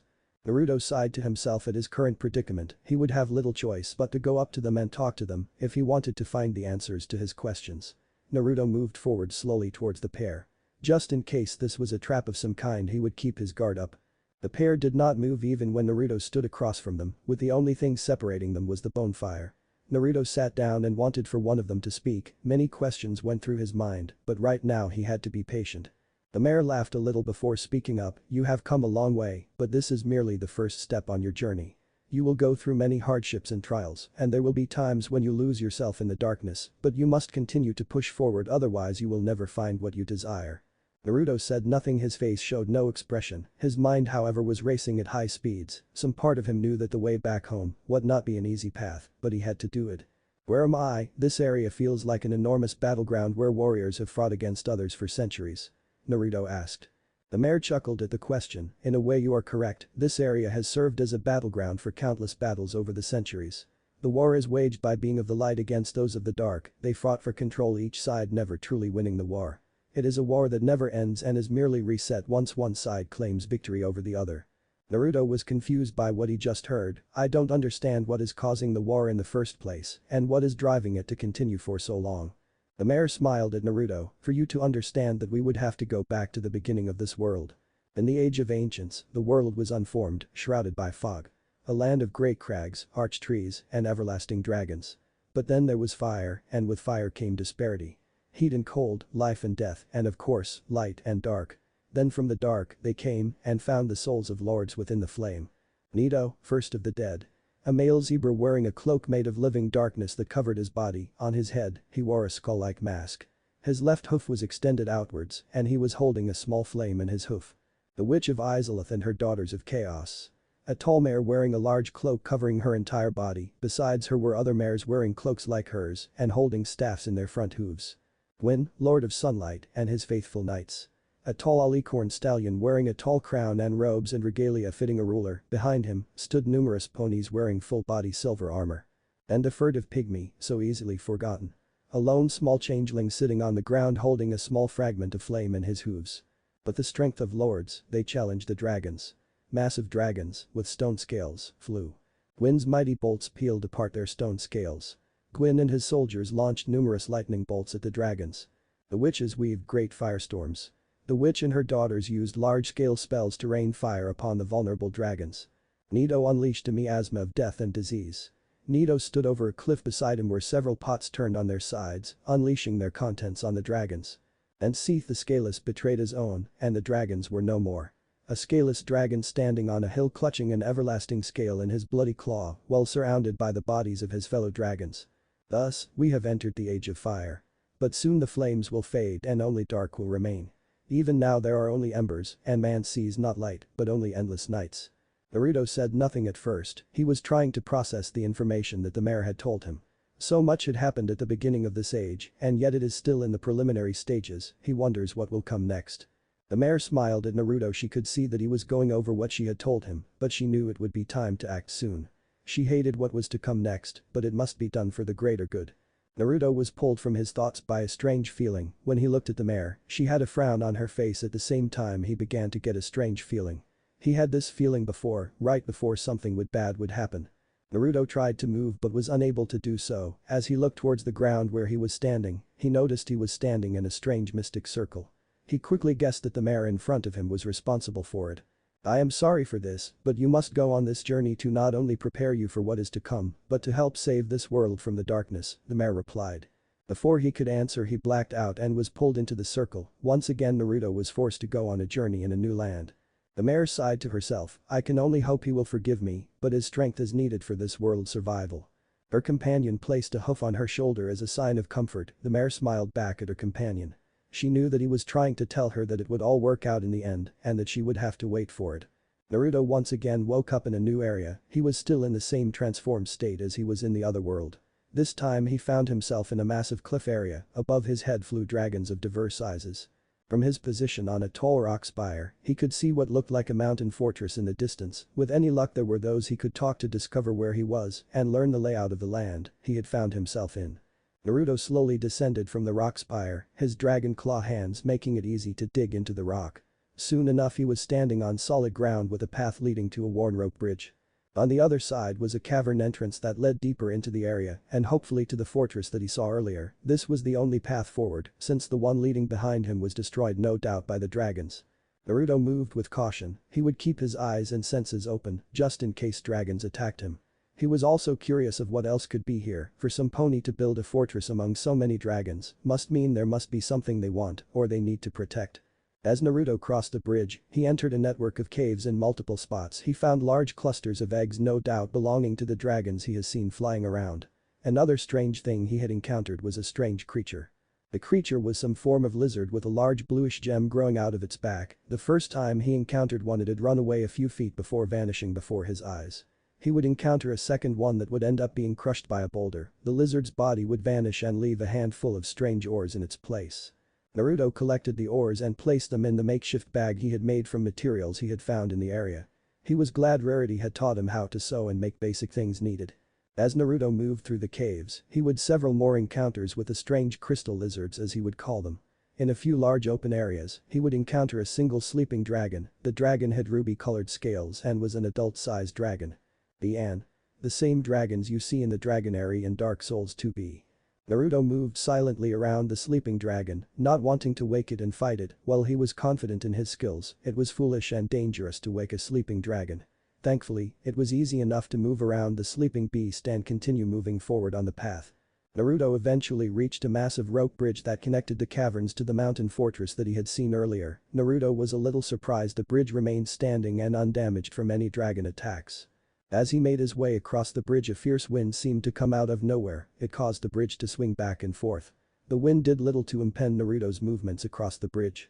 At the end of the bridge was the entrance to the fortress. A set of stairs led further into the fortress. Also at the base was a small single room that was empty of anything at all. Naruto decided to take advantage of the room and take a small break. He sat down and pulled out a few pieces of meat he took from the crystal lizards. Normally ponies do not eat meat, but in his case, because of his nature of a chimera, he was forced to eat meat as well as regular pony food like hay, fruits, and vegetables. This was something he knew already. His appearance already made him an outcast in the eyes of most ponies, so he did not want to add to his problems. Once he felt that he had rested enough, Naruto decided to head out and continue moving forward. Naruto had his weapons ready just in case he had to defend himself. One could not be too careful since this was a fortress, and who knows what could be guarding the area. Once Naruto reached the top of the stairs, he saw what he believed to be the guard of the area. It looked like an enormous suit of armor holding a massive great sword. The armored figure stood on two legs like a minotaur. Naruto wondered if this was a golem. The golem would offer great protection for the area. They could be used to ward off any intruders with little difficulty. A golem can only be taken out when its core is destroyed, otherwise, the golem will continue attacking until its target was killed or driven off. Naruto readied his chain blades before switching them for a different weapon. A unique ability of the paired chain blades was the ability to switch forms between different weapons. Naruto discovered the ability after his escape from the facility. He discovered multiple weapon forms and worked hard to learn and master each one while discovering new ones. Naruto chose a large unique spear to fight against the golem. The spear had a black handle with red glowing designs running across the handle. On one end of the spear, it ended in a sharp crystal point that could be used to pierce enemies. The point could be slammed into the ground and launch Naruto into the air and unleash deadly aerial attacks. The opposite end had another sharp point and two other blades on each side of the spearhead, allowing Naruto to pierce and slash at his enemies. The blades near the spearhead were pointed down and away from the spearhead to give it more ways to attack enemies. Naruto twirled the spear in his claws as he familiarized himself with the spear. He chose this weapon because it was able to pierce through armor with little difficulty. Once he felt he was ready, Naruto approached the golem. It reacted by slamming its blade down at Naruto, who dodged to the left before moving forward and striking with the spear. Naruto struck with a rapid series of thrusts at the golem. It immediately raised its sword to block, but a few landed holes puncturing the golem's armor in spots where the attack landed. The golem retaliated with a powerful sweeping attack that managed to clip Naruto just enough to send him flying towards a wall, but he was able to redirect and launch himself at the golem. He struck back with enough force to send the golem skidding back several feet. Naruto dashed forward, wanting to capitalize on his previous attack and keep up the momentum he had built up. The golem charged forward, meeting Naruto midway. The two clashed weapons before being pushed back by one another. Naruto took a defense stance while he examined his opponent. The golem seemed to rely mainly on strength. It had slow movement speeds, but he should not let his guard down because one hit could turn the battle in the golem's favor. I will have to avoid trading hits with it because that will waste stamina doing that. I'm better off striking fast and weakening the armor. I need to find and destroy the core for this battle to end, Naruto thought to himself. Naruto prepped for another round against the golem. Naruto examined the golem. He had punctured the armor in numerous places. The chest having the most holes, so he would focus there for starters. Naruto charged forward before launching himself in the air at the golem. He rained down attacks on the golem. As soon as he landed, he ducked and weaved through the golem's attacks. Naruto's constant attacks were weakening the golem's armor, causing it more of its armor to break away. The golem struck back with a power horizontal attack. The attack connected with Naruto slamming into a wall. The golem then charged forward with its blade outstretched in front of it, hoping to pierce the dazed Naruto. Naruto leaped up in the air to dodge the attack while striking at the golem's exposed back. The golem grabbed a piece of broken stone and flung it at Naruto. Naruto easily sliced through the rock, then sent the pieces back at the golem. One fragment missed while the other slammed into the golem. As Naruto moved forward to attack, the golem blocked him with a two-handed slam attack that sent him flying back. Naruto slowed himself down by digging his claws into the ground. After pulling back from another assault, Naruto noticed that there was a strange glow coming from the center of the golem's chest. A large glowing orb was giving off the light. This was the power source of the golem. Okay, now it's time to put an end to this fight, Naruto said. Naruto dashed forward. He wanted to destroy the core and end the fight. The golem launched a sweeping attack on Naruto, forcing him to slide underneath its legs, and launched an attack at its exposed back and legs. This forced the golem to fall to one knee. Naruto rushed to strike the core of the golem, but was deflected by the golem. It grabbed Naruto and threw him across the area and towards a wall. Naruto was able to avoid the collision at the last second by redirecting himself away at the last second. Naruto flipped through the air before landing on his feet. Naruto charged forward as the golem did the same thing.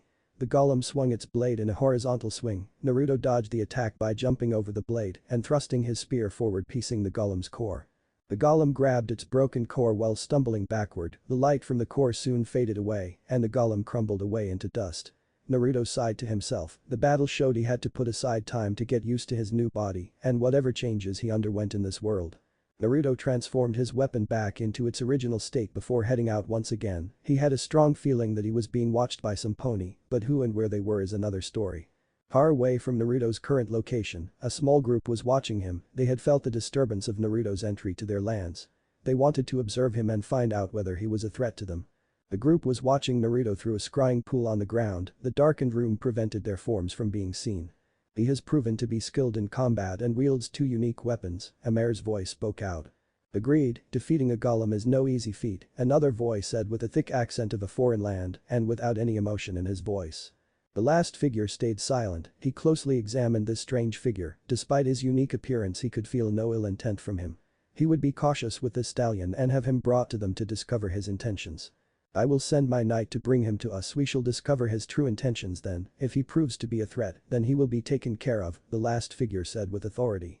The door opened and an armored Pegasus walked in. He wore golden armor with a helmet shaped like a snarling lion. The weapon he carried was a long golden spear.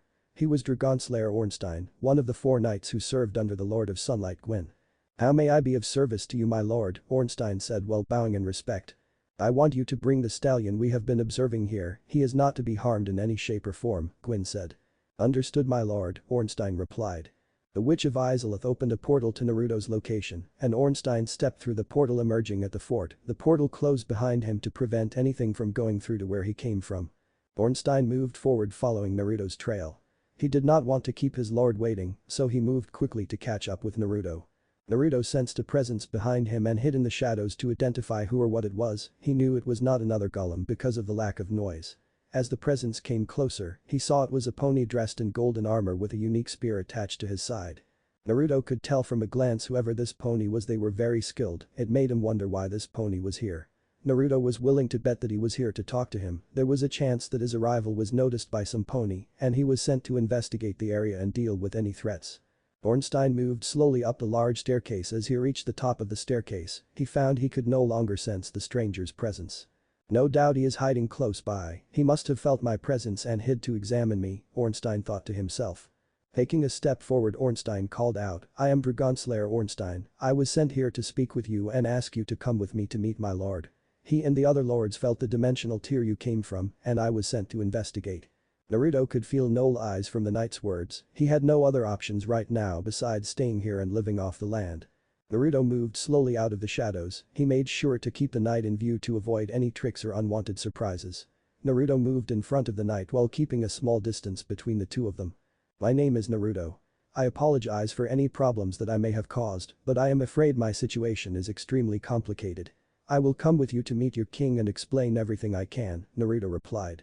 Thank you for your cooperation. This will make the situation run much smoother, Ornstein said. Ornstein brought out a message scroll and sent it to Lord Gwyn to let him know that he met up with Naruto and was ready to come back to the palace. A portal like the one that brought him to this location opened once more. It caught Naruto off guard, but relaxed when he noticed that Ornstein remained calm and there was no danger. The scroll you just used was enchanted for sending messages? Naruto asked.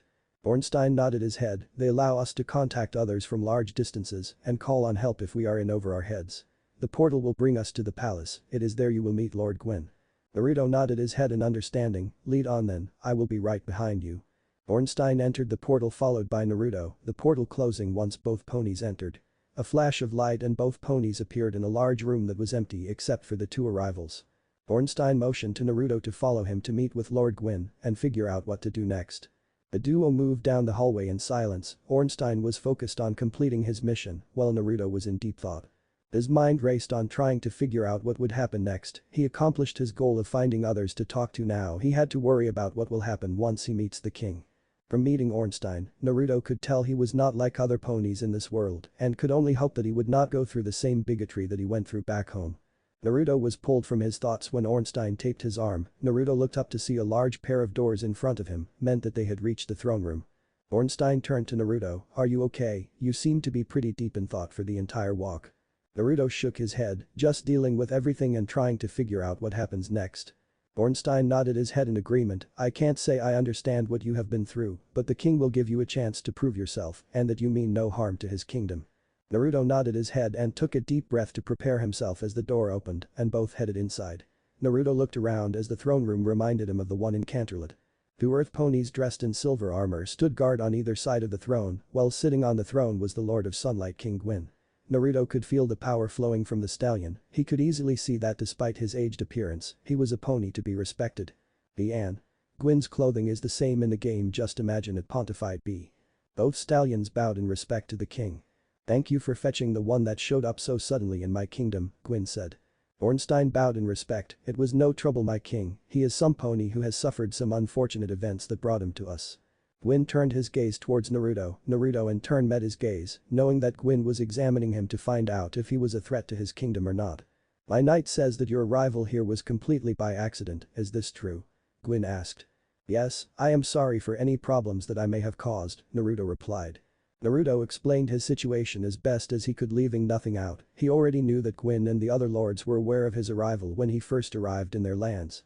Ornstein had filled him on the way back to the castle, how he was sent to meet the one whose entrance caused a disturbance.